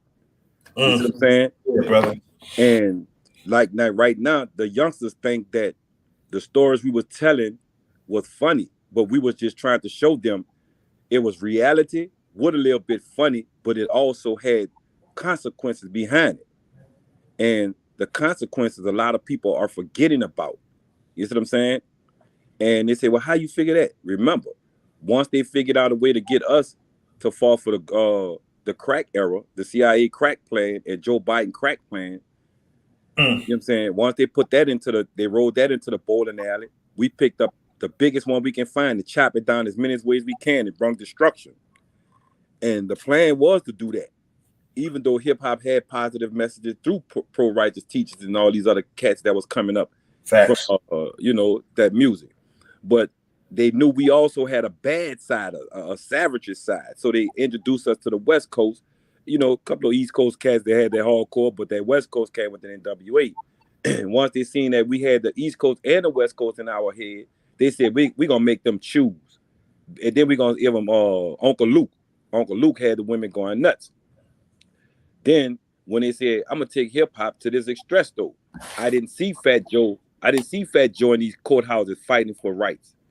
I didn't see Fat Joe or anybody going to these courthouses and challenge these senates and these congressmen who were trying to pass the laws to ban hip hop back in the days. I saw Uncle Luke up in there spending his whole everything to get that money so we still can have rights to speak the way we speaking on these mics. I didn't see Fat Joe nowhere around that. I didn't see the people of BT, and I still tell everybody what made me turn a blind eye to BT when I started Can I realizing. can I ask you something? What Yeah, Spanish person have you ever seen that got denigrated for making an album? right. Yeah, I understand that there, but I think a little bigger than that one. I'm not just thinking of one person. I'm thinking of a culture, because what they're trying to do is, by everybody beating and bullying at us, picking at us, you know what I'm saying? Like we got, like they still got meat on the bones of crows just coming. Fact. Vultures are just there.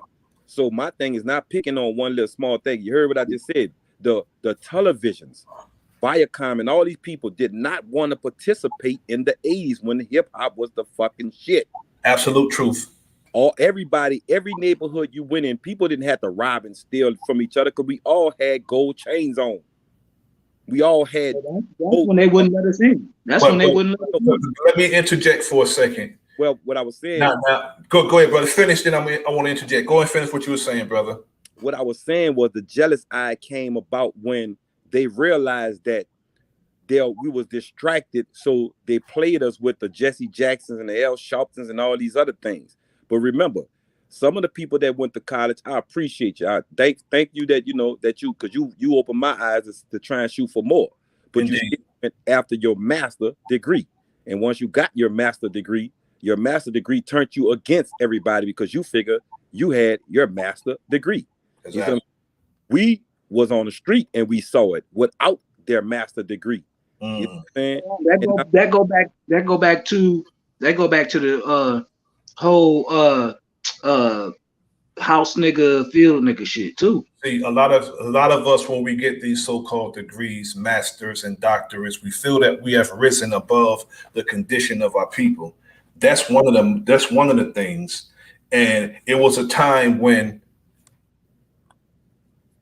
going and get a gold chain wasn't cool.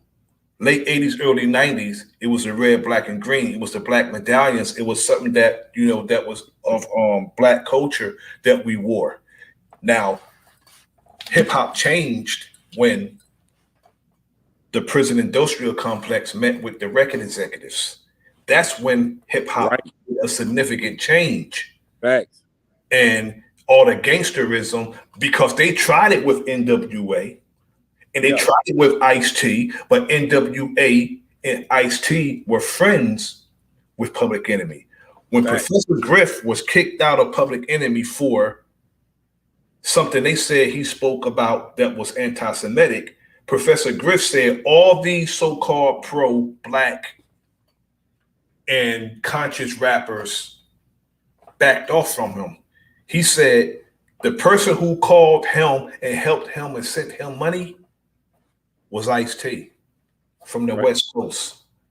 A so-called gangster rapper is the one who was there with him through everything he went through. And when he got a record deal, one of the aforementioned brothers that you mentioned, brother, it was Uncle Luke who gave Professor Griff a record deal.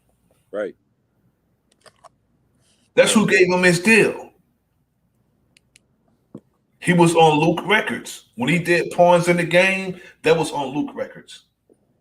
Yeah, he was smart, man. The guy was really on his, Uncle Luke had more education than a lot of shit. They thought he was just a dummy just out there putting shit out, but he wasn't. He was just letting people have fun. Indeed. Like they thought Uncle Luke was dumb, like they thought Jay Prince was just some country dummy. No. And the reason why they were on him like that, and our people would rather believe the worst about each other. That's the brother who was trying to get into the industry and do other than what these wicked demons in the industry was doing. They were trying to put together something so because if they get their hands on, they were going to turn it the way they got it now. Exactly. These brothers was trying to make sure it wouldn't turn that route, and they can always feed the community for better results.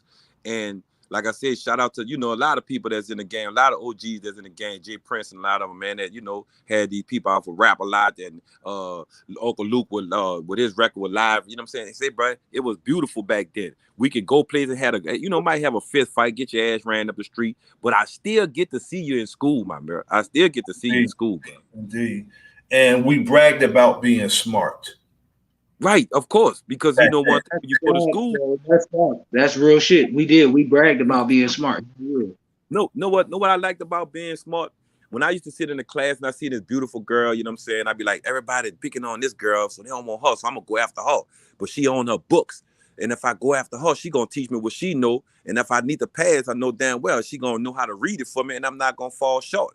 You know what I'm saying? Because I'm in a family household that with a stepfather that just don't give a shit about nothing. So eventually I got to turn my attention to somebody. And when I turned my attention towards the streets, I see the streets wasn't turning towards me. They were turning towards the money. So I started saying, let me get towards somebody that's doing more education, more knowledgeable shit, to build my vocabulary up. And when I built it, bro, I was trying to go and stop a lot of things that was going on, but it was like they said, you got to be shut down. If you're not part of a level team with the Bible or the Quran and all these other religions, these planning things, say, bro, they're gonna shut you out, bro. I'm sorry for my hope. I'm not offending nobody, but that's the way I feel in my opinion. You know what I'm saying? And what I've been seeing from every zip code has been beautiful minds, being destroyed because all we have to do is just sit down and really listen.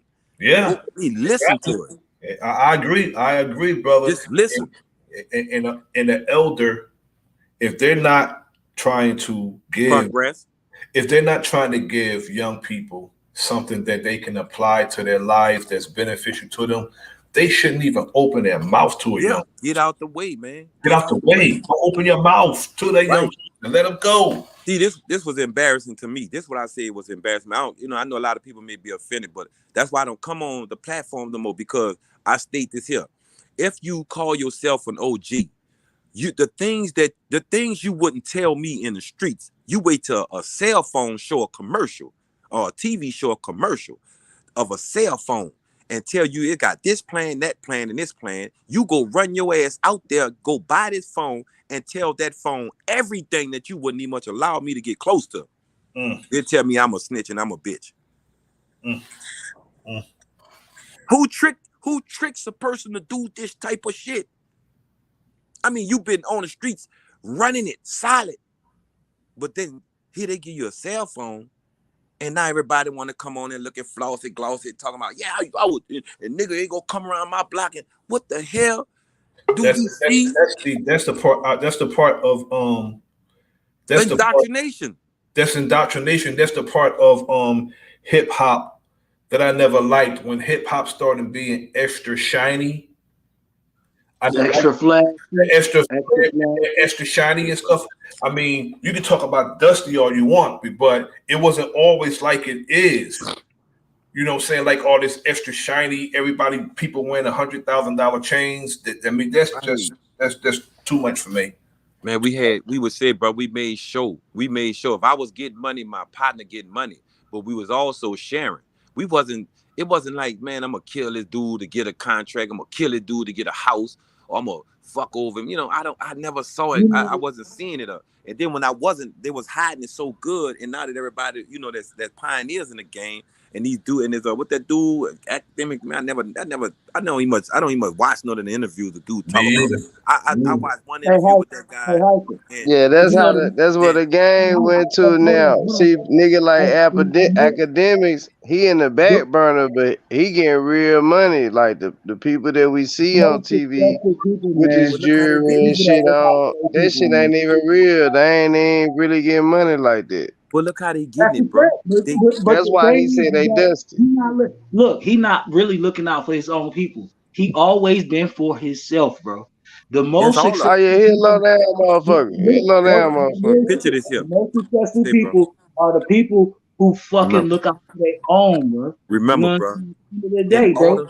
In order for something to work, in order for me to get money, I must play on the people who want to think slow, who want to move slow, who want to always, yes, ma'am. Yeah, you right. See, that's where it's coming to right now. Everybody's got to just listen to when the speech is there. Don't just put one thought on it. Look at it to go around many curves and corners before you put your all into it. Because see, that's what they plan on. They plan on our intelligence, and they think your intellect is not good. But I know, brothers, like I say, I'm not here to fight and fuss. All I'm saying is right now, people believe that our mentality, when it comes to the thoughts, we don't have this common sense to get God give a red ant, but they don't understand. If he gave it to the red ant to build mounds for to protect their foods and baby, what makes you think we ain't got what we did? We done built all this here. Now all of a sudden the ungratefuls are here, and everybody's saying we are not these things because they are educated with a master's degree or such and such. But I thought for sure when we came to this land, you was able to plemish and prosper, but then you were supposed to turn around and bless and build. But now I appreciate you coming up, brother. I appreciate you coming up. You dropping a lot of gems because how could you you tell the people who built the whole nation, right? You're ungrateful. You're ungrateful. They're nothing. How could dummies build the entire nation? Right, you couldn't say, but that's why I say you cannot come on these platforms and say, well, we are this, we are stupid, we are this and that. Of course, we fell weak to the system because, like I said before, I witnessed hip hop from the East Coast that brought me to the West, that brought me to the South and up North. I was witnessing I mean, say, bro, I was witnessing powerful lyricists. I'm talking about words that I was like, what the hell that dude from New York say? What did Das Effect say? What did what did NWA say? What your boy just say? What the dude be doing? Tongue twisting. Make that girl take care of your kids. Make what his name is? He say Mr. I wanna be saved. That guy there, man, Timbaland and all these guys, man. And say, bro, I be like, God, there's so many artists, bro, but they trying to play in your mind to get rid of these artists. These are artists. When Run DMC came with that Walk This Way with them shell toes, man, that was the best legendary thing that came about. Because that made rock and roll understand we can beat you, we can destroy you. So rock and roll figured out, let me get with these clowns, bro, before I fool around and lose it. But they didn't understand. Them clowns had them clowns had the whole streets and had the whole radio station and every camera or news from everywhere waiting to hear these clowns say, walk this way, talk this way, and dress this way, a badass trend. Exactly. Without killing. That's a trend that actually Jam Master Jay, that whole B-boy style that they was rocking, that's Jam Master Jay, because Russell Simmons told Run and D to dress like Jay, follow his lead when it come to dressing. And the dress code, bro, and it right now today is still right now hot. Put on them shell toes and put on some regular jeans or go out there with a regular white tee on. You heard me? With the hat, man. Come on, man. To be honest, more masculine men are doing that shit because these old frilly ass niggas out here. So niggas is doing that type of shit just to show, hey, I'm still a man, goddamn. Right, you damn say, bro. Look at, bro. Come on, bro. BDP, bro. It don't say, bro. People just waking up. Of course, the people coming from other places, but they enjoying the culture with the music. Fat Joe, bro. All I ask you, bro, at this time in the moment, you gotta honor. Maybe me, if they gave me that spot and I was him, I'd be like, get on stage, let them. So they cut the mic, I say, man, I just had to get y'all on here to get y'all to watch the views. We didn't create this here. We getting it from the original ones. You heard me, the original Don Dollars. Here it is right here. You know what I'm saying? Bam, bring him up here. But at the same time, you ain't gonna lose money. You gonna make more money than whatever. If it wasn't for his association with the brothers digging in the crates, Large Professor, and all those brothers, what's the other brother name? Smooth the Hustler and all them. If it wasn't for his association with them, he'd have never popped. DJ Premier. That's fact, bro. You said digging through the crates, right? What if there was no crates? What if there was no crates to dig through? You see what I'm saying? Like, come on, let's think about it in its whole entirety. You talked about digging through the crates, but what if there was no crates to dig through? Where the vinyls at, bro?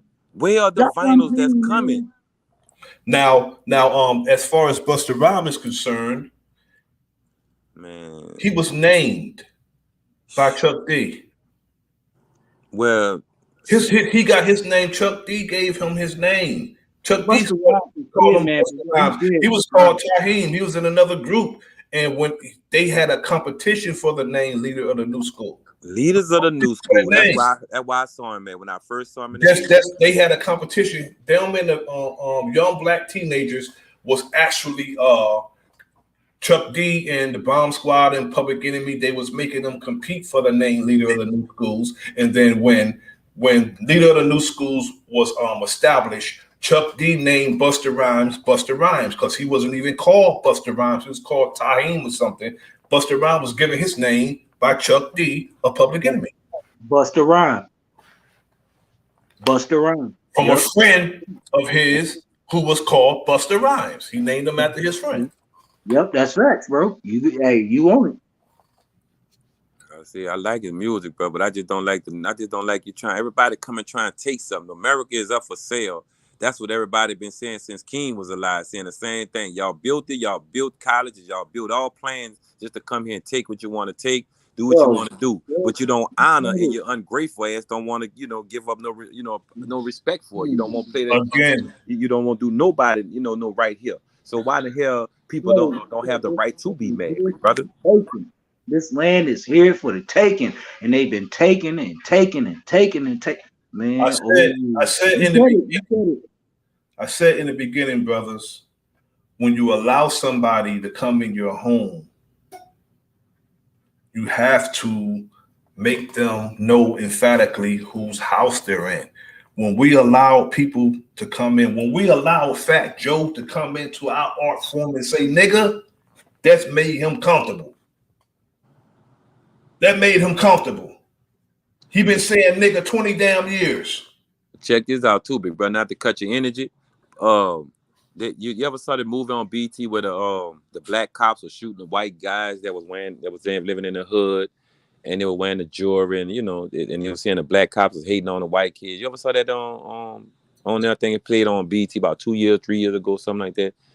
Whoever wrote that, man, is a piece of trash, man. Because it's like, to me, when I saw that movie where the black police was going in the white neighborhood and the white dudes was in the trap, doing their thing and all that there, and they was robbing the white dudes or shooting them and all that shit, and they were filing complaints and civil suits against the black police officers. I said to myself, they must have told them something that'll reinsure that they knew from like years above, like 5 or 10 years from now, when somebody was to see that, like all the rappers now. Look at the rappers. You got all the rappers out here either gay or either beefing with each other, while the white rappers coming on and looking all physique, honest looking. You saw my Absolutely, brother. brother. Look, let me ask a question though, because look, when we talk about that, right? We don't see that in different cultures, but all cultures are coming to our culture. So the question I have for you is: are the powers that be trying to eliminate us from our culture and make others more quote Relevant. unquote manly? Because we are we the man. We like when it comes to this music shit, man, we the men. Like we the men in the shit. We the alpha males. You know what I'm saying? We ain't no beta males. We the alpha males, right? So I'm asking, in what they're trying to do you think that they're trying to make us beta males and make other races of men stand above us? Yeah, Oh, they yeah, are. definitely, definitely.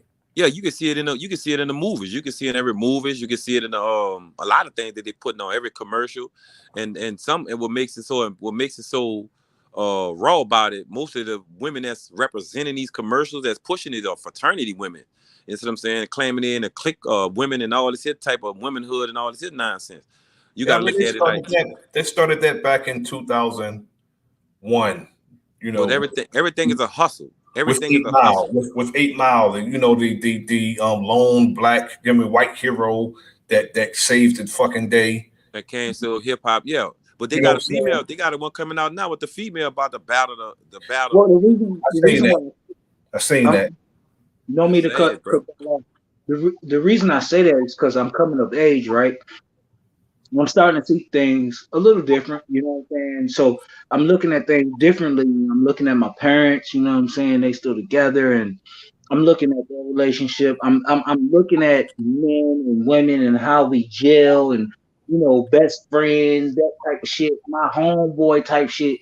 And I'm looking at it different than what I used to when I was young, right? Because when Right. I was young, it was just that's my partner, that's my bitch, right? And it's not like that anymore. You know what I'm saying? So in in in, in a sense, what would you say to a person that is like, you know what? I'm sick of the bullshit.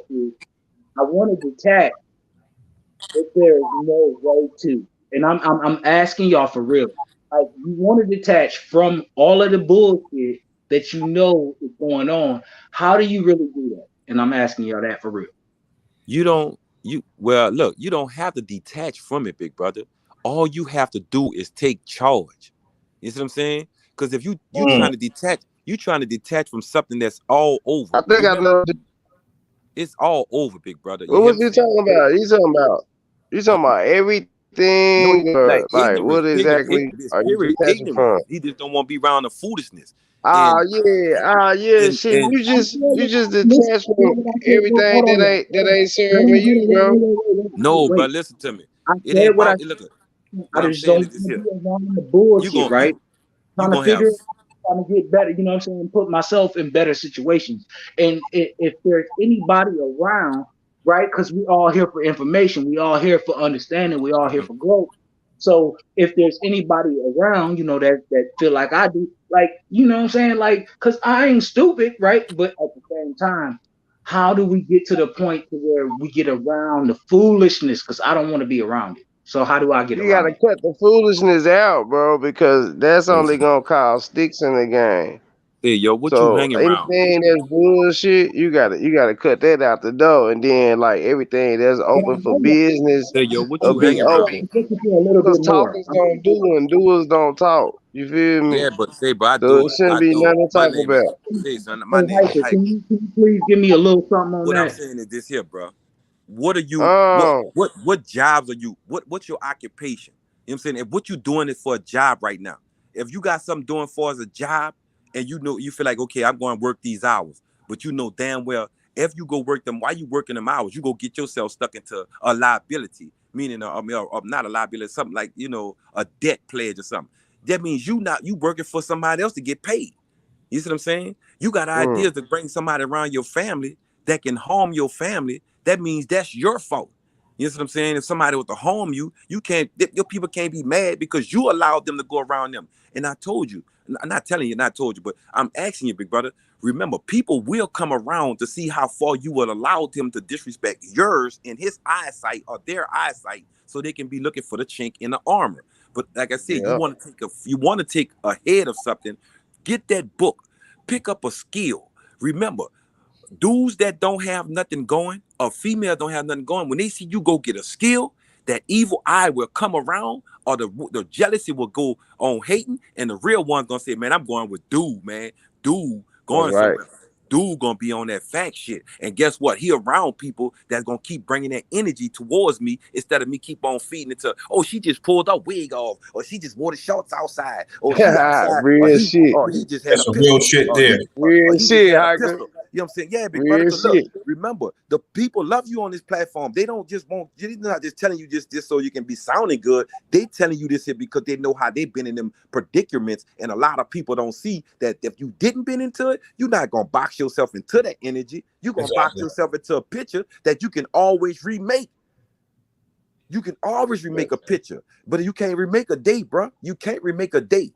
You know what I'm saying? You can Indeed. you got to remake that This, energy this, over and over and over. Remake that this is energy. why They I got asked you people out here what want that, man. People want my, that energy, bro. my mind is already there, right? My I can energy is tell. already We there. can tell. That's why we giving it to you. You We know what know I'm you saying? there with it. So I We can hear appreciate you. you saying that because I'm really right there. Like, you know what I'm saying? I just it's hard to let it off. You know what I'm saying? Oh yeah, Unless I'm it's out. Well, look, I'm not even gonna hold you though. When I'm out in the streets, when I'm talking to my peoples, man, it come off so easy.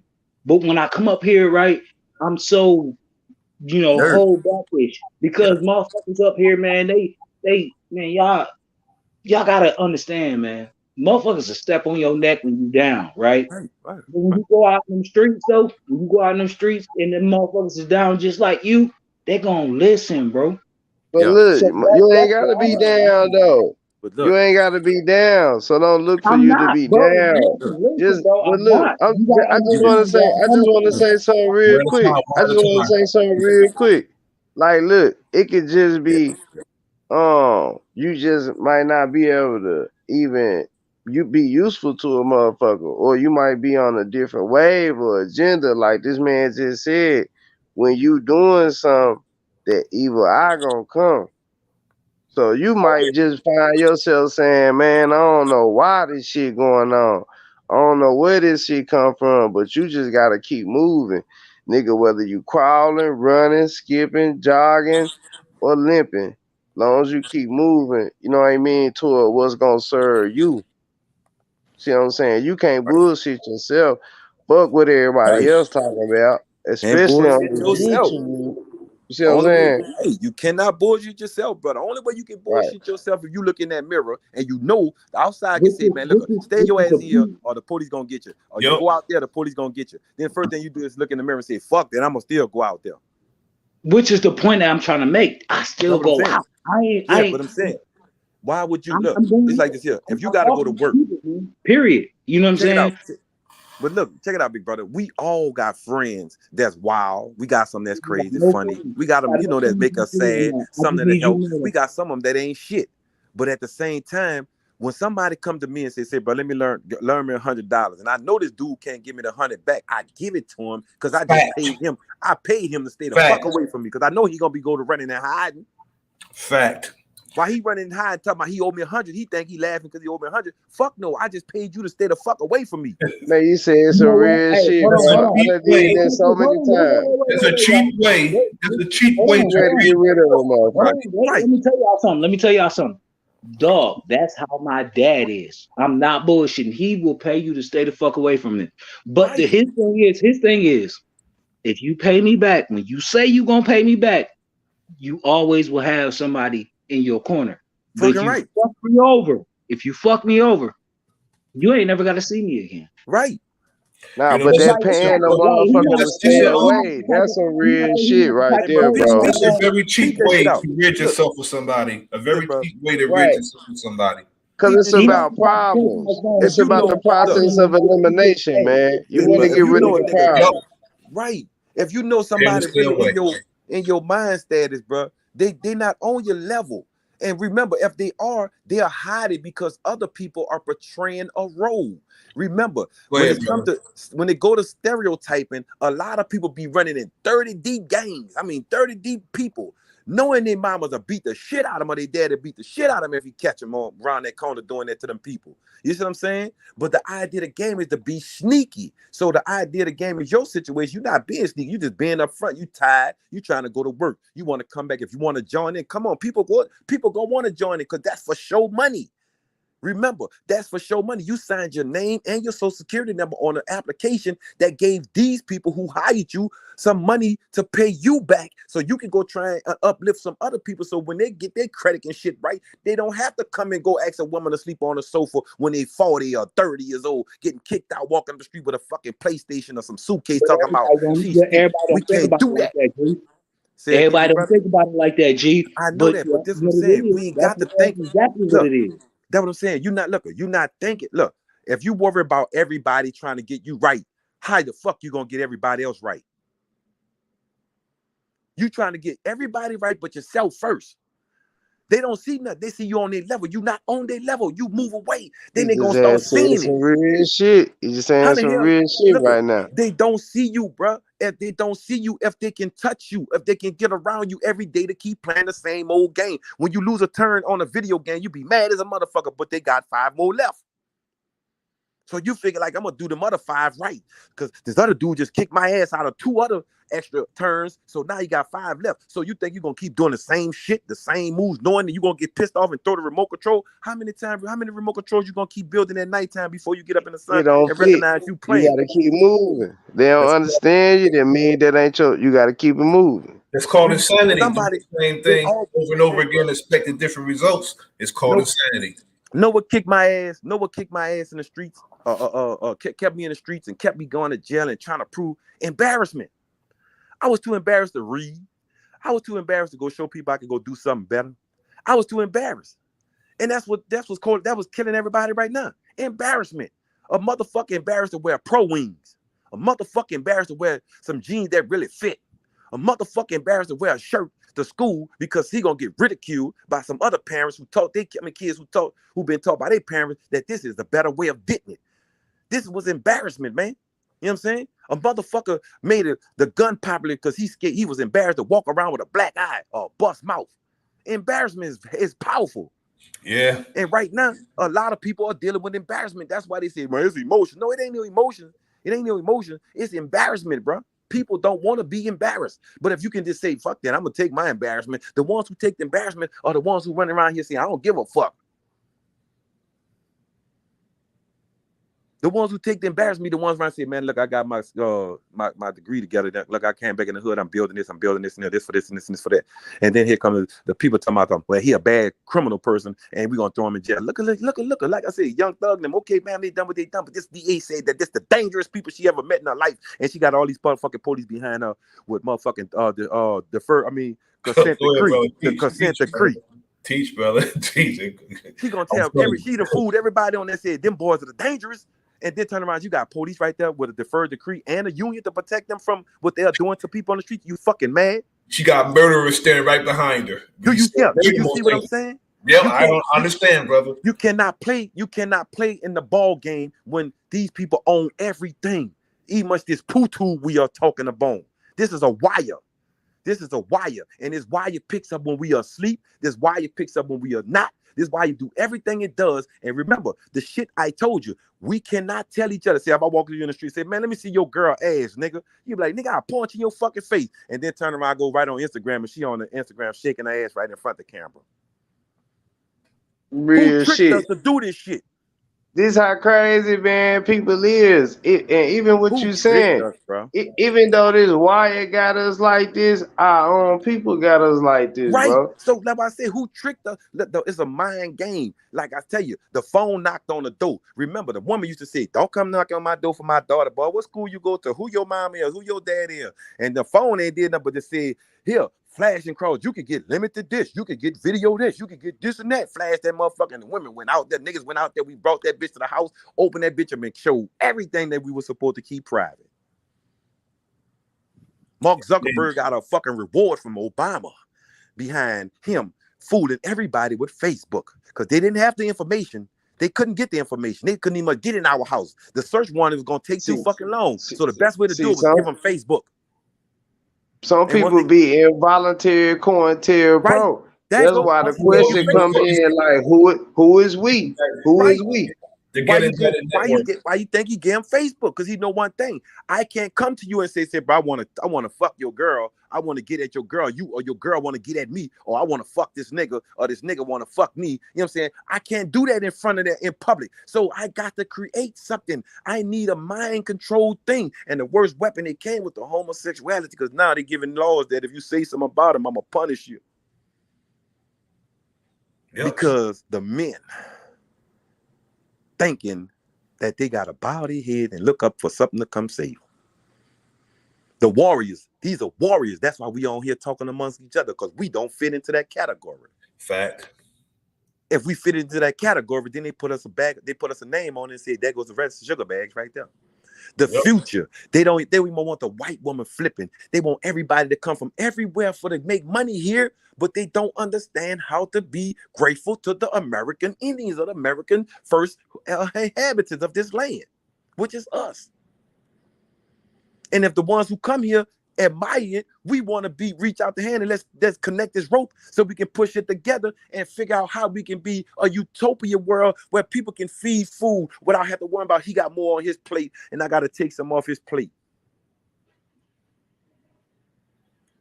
The women are figuring like they too sexy, so they're injecting their bodies because they're trying to figure out a body fatigue. What the hell? You don't see your body, lady? Do you see what you're worth? Do you see? Because all the disguises, I told you, America is up for sale. Everybody put on disguise once they get off the fucking boat or get a passport. We didn't have to do that. And everything. We didn't have to do that. We were just born to this motherfucker. And now everybody come here to make money, but the ungratefulness or the grateful ones are making themselves superheroes while they trying to downgrade and dirtbag us instead of realizing they're the ones that's the dirtbags. We the superheroes because you came here amongst our shit. You can't do what you're doing over there where you're from. So why are you coming here to do it? Oh, I forgot. Because everybody following paper rules, paperback books. It's a paper trail. So here's the paper trail. Get on the paper trail. Follow your instincts. But remember, if your instincts look like it's going to crash you, if it's not worth it, man, don't crash yourself, man. Water shapes to anything. That's what you become. Remember Bruce Lee said that topic? I loved it, so I had to use it again. Water shapes everything. Gotta be like Kato, man. Gotta be like Kato, brother. I love it, brother. Like so, like I said, I had to join y'all bill, man. It was a beautiful bill I'm hearing. Brother, you just made it even more. You just made it even more beautiful, brother. Yeah, what we doing, so did. We do this, man. You're gonna hear the women mad. You're gonna hear the women say that they tired, but the youngsters don't know it. They tell them, oh, the Generation Z, man, get out of here with that, man. Remember, you can only procreate with one man and woman. I don't give a fuck how you put it. I don't give a fuck. They can be old. They can be going into 50s. If they feel like I want to have a baby and you got enough, if you fertile enough to get that child coming out your body can handle that frame, I guarantee you're gonna put it out. You know what I'm saying? Stop playing games. You can go buy all the toys you want. You can go buy all the sex toys you want. Have fun. Put your disguise on. Have fun. But when you tired, you can say, "Oh, she broke my heart. She broke my heart." It's two women. Okay, bam, boom. I told you back in the days, it was lovely for a dude to fight for his sister, not to talk to somebody. When you go try and date this girl, you get treated right. You know what I'm saying? But you still got a little freak in the thing, kiss and hug, and kiss, all that shit. But you never got a motherfucker to just say, "I'ma set him up to get him killed. That's my baby daddy." What the fuck? I'm like, who does this shit? Yeah, where that shit come from? Right. Who But you know what? The whole game off course now, man. Yeah. You got Man, so many wow. broken arrows when it comes to relationships and shit and genders and shit like that. That the whole shit off course. You know what I mean? But they, like I say, it's off course. But when it comes to that paperwork, remember what I say, and what we are looking at right now. All I'm saying is the men. If you know that what your status are, I don't care. Women gonna say, yeah, this and that, but you got to be that man. You got to tell them the truth. Say, well, I'm not gonna try to say it in a rough way, but this how men do it. If men see something on the fucking plate, and he said, man, he just let the roach crawl across the floor. You just, what the fuck is that? Man, you stomping that motherfucker, you know what I'm saying? You trying to protect you, trying to make, why the fuck you can't protect it now? It's that what they put us here for. They say, well, we can't be masculine. You can't say that. You can't say that shit. I can say what the fuck I want here. Who the fuck gonna stop me? If I let somebody stop me from saying what the fuck I want to say and they doing me wrong just because you got money to close my mouth from your standpoint, fuck your money. You gotta stand on your principle, bro. You gotta stand on that. Be a man, bro. And I'm on it, bro. Regardless of who you stand in front of. But what these people have done to us, bro, you got to look at it. This like telling me, just like this, look, this like this here. My grandmother, in the 80s, you know what I'm saying? She watching the grandkids. You used to go over there for the, weekend for to have fun with the family. You know what I'm saying? We enjoyed being around each other. Family didn't give a fuck about what they wore. You probably had a family that was doing a little better, but they also still pitched in and came and showed their gratitude and showed it for the, everybody. Hey, that's your cousin. That's your relative. You enjoyed that shit. Somehow, somebody brought Mr. Paleface in, or Mrs. Paleface. And when she came in, she loved it that. He loved it that. He tasted what he never was going to taste. He ate. And then when he saw it, he said, he didn't leave that gathering and say, I liked it, I want to join and meet it. He said, I'm going to destroy this shit. I don't have this shit. How they going to get to have it? These motherfuckers can walk out their door right now and go walk before they walk to the grocery store. They got fruit trees everywhere around this motherfucker. Yep. Pecan trees. They got peach trees. They got pear trees. Lemon trees. What the hell? We can't have this shit. They got trees that's growing honey. We got to get this shit from out of here. These motherfuckers are too healthy. And see, you know what, we can't do this shit. But you know what? That's why I love like my family, man. The land that's left down the line of my family, we got pecan trees, we got gardens and shit, garden roots and shit that's already there. So that shit already there. Like, you feel what I'm saying? We need more of that, man. Smart. We need to make this shit cool. You know what I'm saying? Smart. Your family was smart, and the other ones who have done these things were smart. Not the ones who come in here, like I said, even much in the federal guidelines. This is how stingy people are. They know in the federal papers that people, that Africans or Nigerians that come here cannot own nothing here on this land, but they still do so and come in and pretend that the paperwork is real. So if you say you want to help us, how about getting the paperwork right and just say, okay, for all those who've been redlined through all this here nonsense, we already know that we took it through the census. We took all this here, then we gonna go get y'all this here land. You know what I'm saying? It's gonna be a little something you could grow your little farm, whatever, feed each other, but we trade each other off. We don't have to worry about the dollar bill. We not asking for no more fucking reparation. I don't want to kiss your ass for nothing. You know what I'm saying? Because I seen the dude say the same thing back in the day. You came over here, you built, you got land grant colleges. You also mechanized it through teaching each other this. Give each other farmland and farmland and farmland. Everybody's still coming over here and they still getting dropped off. And like I told you, what was so embarrassing to me was I saw it. I seen a dude that came from Mexico, didn't have no paperwork. I'm talking about within 6 months, man, got a fucking house. My mama still was standing in the fucking welfare line trying to beg somebody who was from Mexico, who didn't speak the proper English, fill out paperwork to her own land, and then you still telling her she can't get shit? See, that a lot of that stuff is done to undermine us. A lot of it's done to undermine us because they look at us, okay, because they're told that we're lazy and we're not about shit.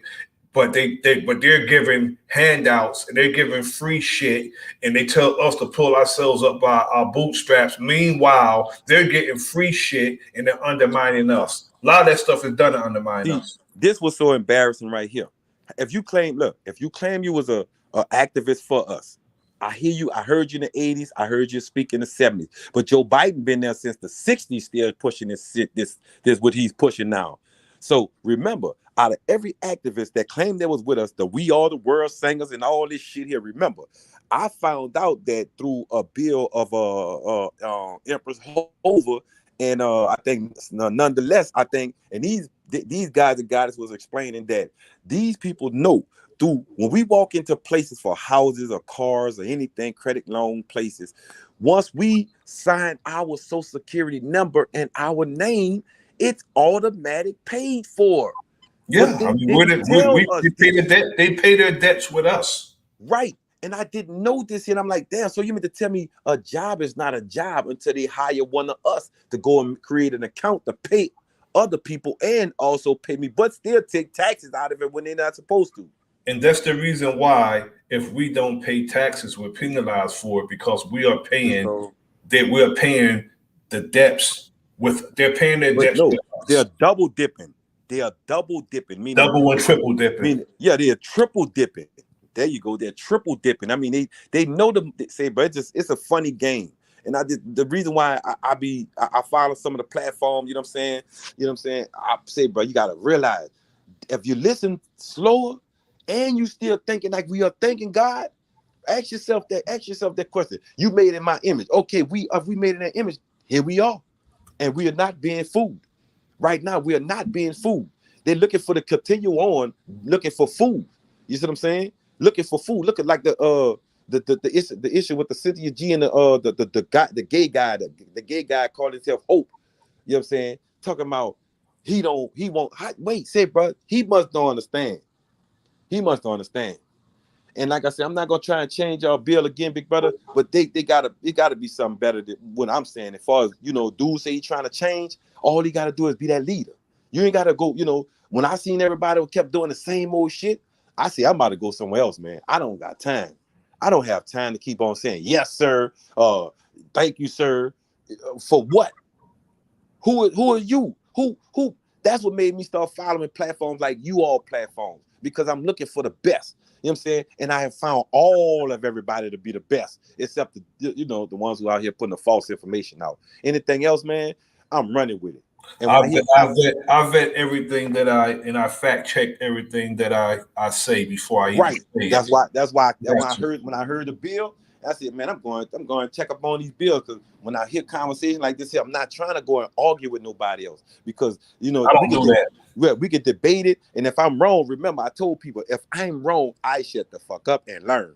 I am never too slow to do that. There, I will shut the fuck up and learn. And if I can't, well, my fault, big brother. Go ahead. Exactly. I may host a debate if anybody want to do that. Right. But I will never debate someone. And if things get heated, I will excuse myself because right. I'm a grown man. Right, I'm gonna excuse you because I'd rather talk to you. I'd rather talk to you face to face so we can really come into understanding instead of going this audio wire shit. You know what I'm saying? I know damn well once we come face to face, we still gonna be that man, and we gonna show the youngsters that we just not on YouTube being digital bullshit. We're face to face physically, and we're together always. Yeah, how we can walk away from a situation without everybody talking about, oh man, look at he. You know what I'm saying? We don't do those things. We do these things, man. That shit's down. That means you ain't got nobody in the back of his ear talking about, man, there you go right there. 10 niggas finding one dude. Come on, man. We don't need that shit. We got to show them better in these Instagrams and these YouTubes and Facebook and all that shit. They watching, but they trying to block us out. And some come for the drama. If you come in here for that, it's the wrong place. The algorithm is building us to be mad people, but we're not mad. And I keep telling them, I hope the women understand this here. Like I say, I seen the woman, I'm looking at the woman kings things, you know what I'm saying? Go ahead and, glorify, have a little fun with it. But remember, it's a big difference between trolling and debating, man. Ain't nothing wrong with no good debate, but trolling and debating is two different things, man. Right. I think we got a lot of trolling going on. You know what I mean? So, I like them. I say, bro, that's one thing I love a troll. I love a troll because know why? When I have a troll, that means you understand something that you don't want to understand. You understand what I'm saying? You Well, understand I get something. a troll. I'm gonna put you on, let you deal with him, brother. Man, I love a troll. Say, bro, listen to me. You know why I love a troll? Because see, a troll gonna expand. A troll gonna keep on making up lies and fibs and everything he can to be that fairy tale story. And So remember, is. they get aggravated. When they Those get are facts. aggravated, I love them because that makes my ratings go up. My subscribers go up. I love Mm. trolls. You paying me, motherfucker. I'm on a wire. I love trolls. Man, trolls are the best thing. I love trolls since I seen Smurfs in the Gargamel. I love them. Man. If you don't love them, remember, how can you go somewhere if you don't have nobody hating on you? Yeah, Yeah. How? it's a real talk, hiker. How can Real your brothers talk. go say, but they look, y'all already got it. Y'all already got it. They see the ingredients, but guess what they're doing? Oh, we're gonna make it this way because It's a they form making of it that way. flattery, right, brother? It's a form of flattery, right? Yeah, like Right. we falling Right. for the okie doke. Remember, Black Panther movie only cause Black Panther movie say that they know one thing. One day they know United States didn't have the money. They sold us a dream with the Black Panther movie just so we could go see it to save Walt Disney because Walt Disney shares went down. But just imagine if we would never Big went seen the facts. Black Panther, what would have happened? Big facts. You would have never saw Mickey Mouse again, Donald Duck, none of And that then they shit. gave that brother who did it that opportunity.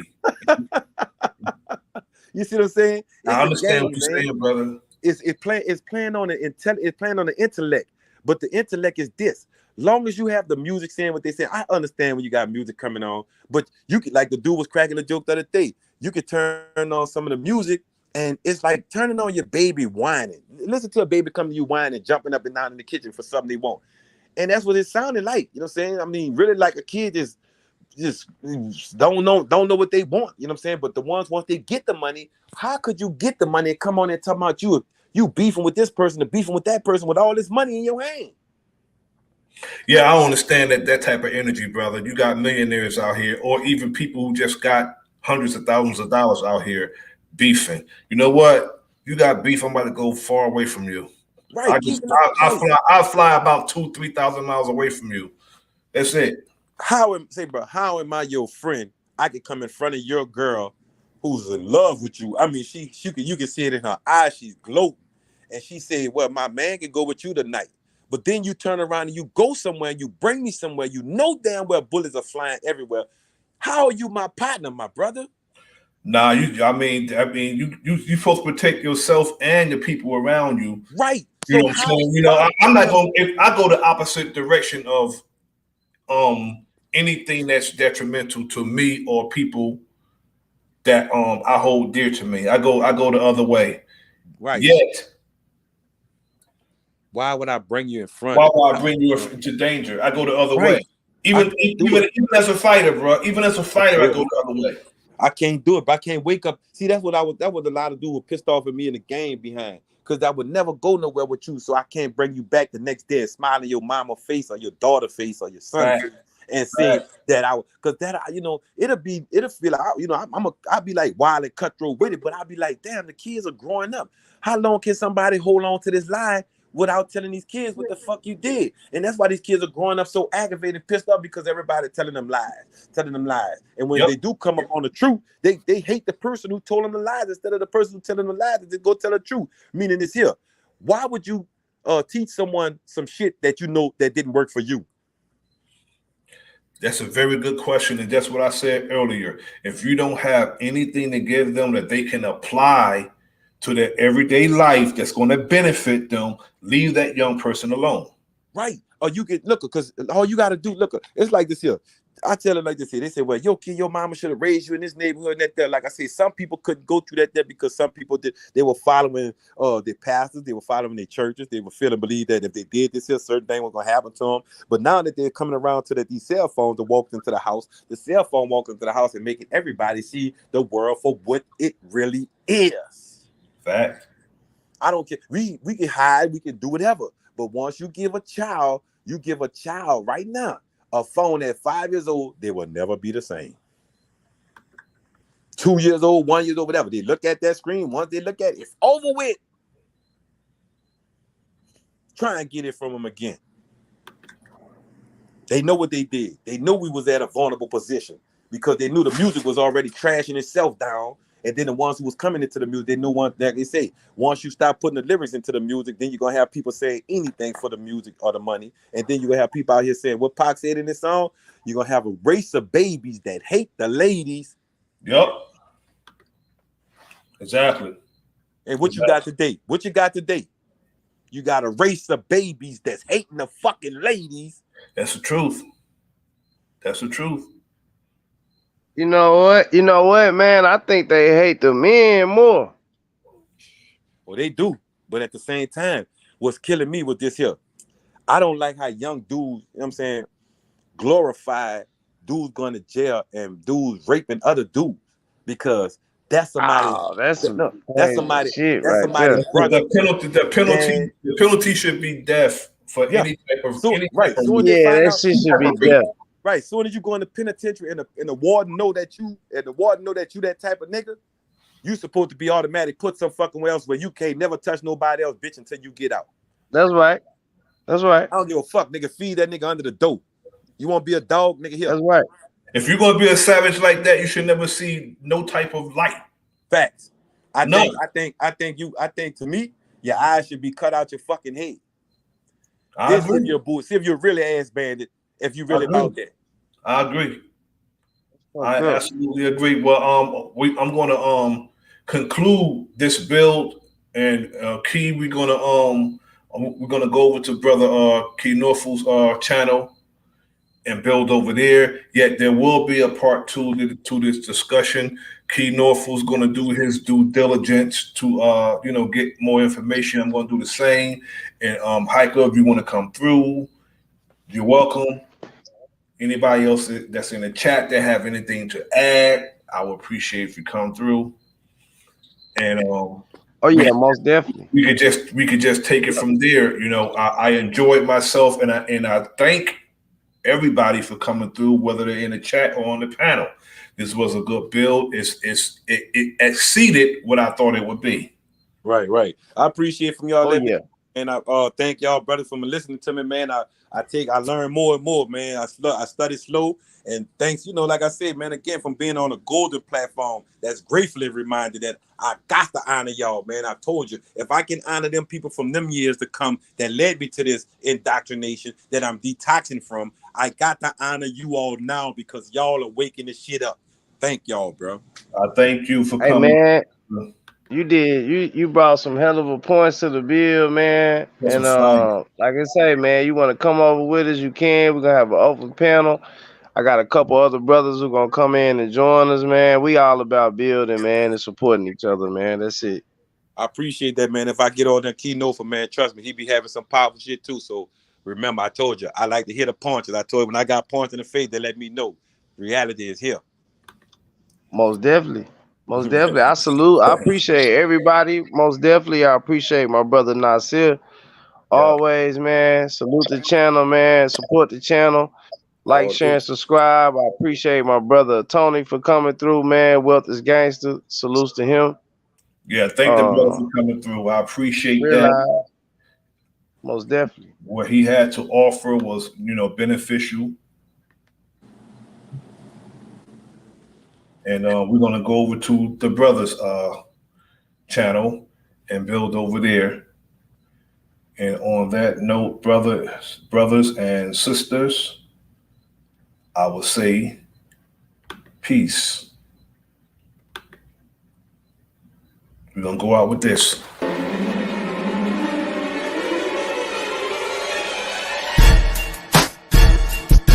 Everybody, peace.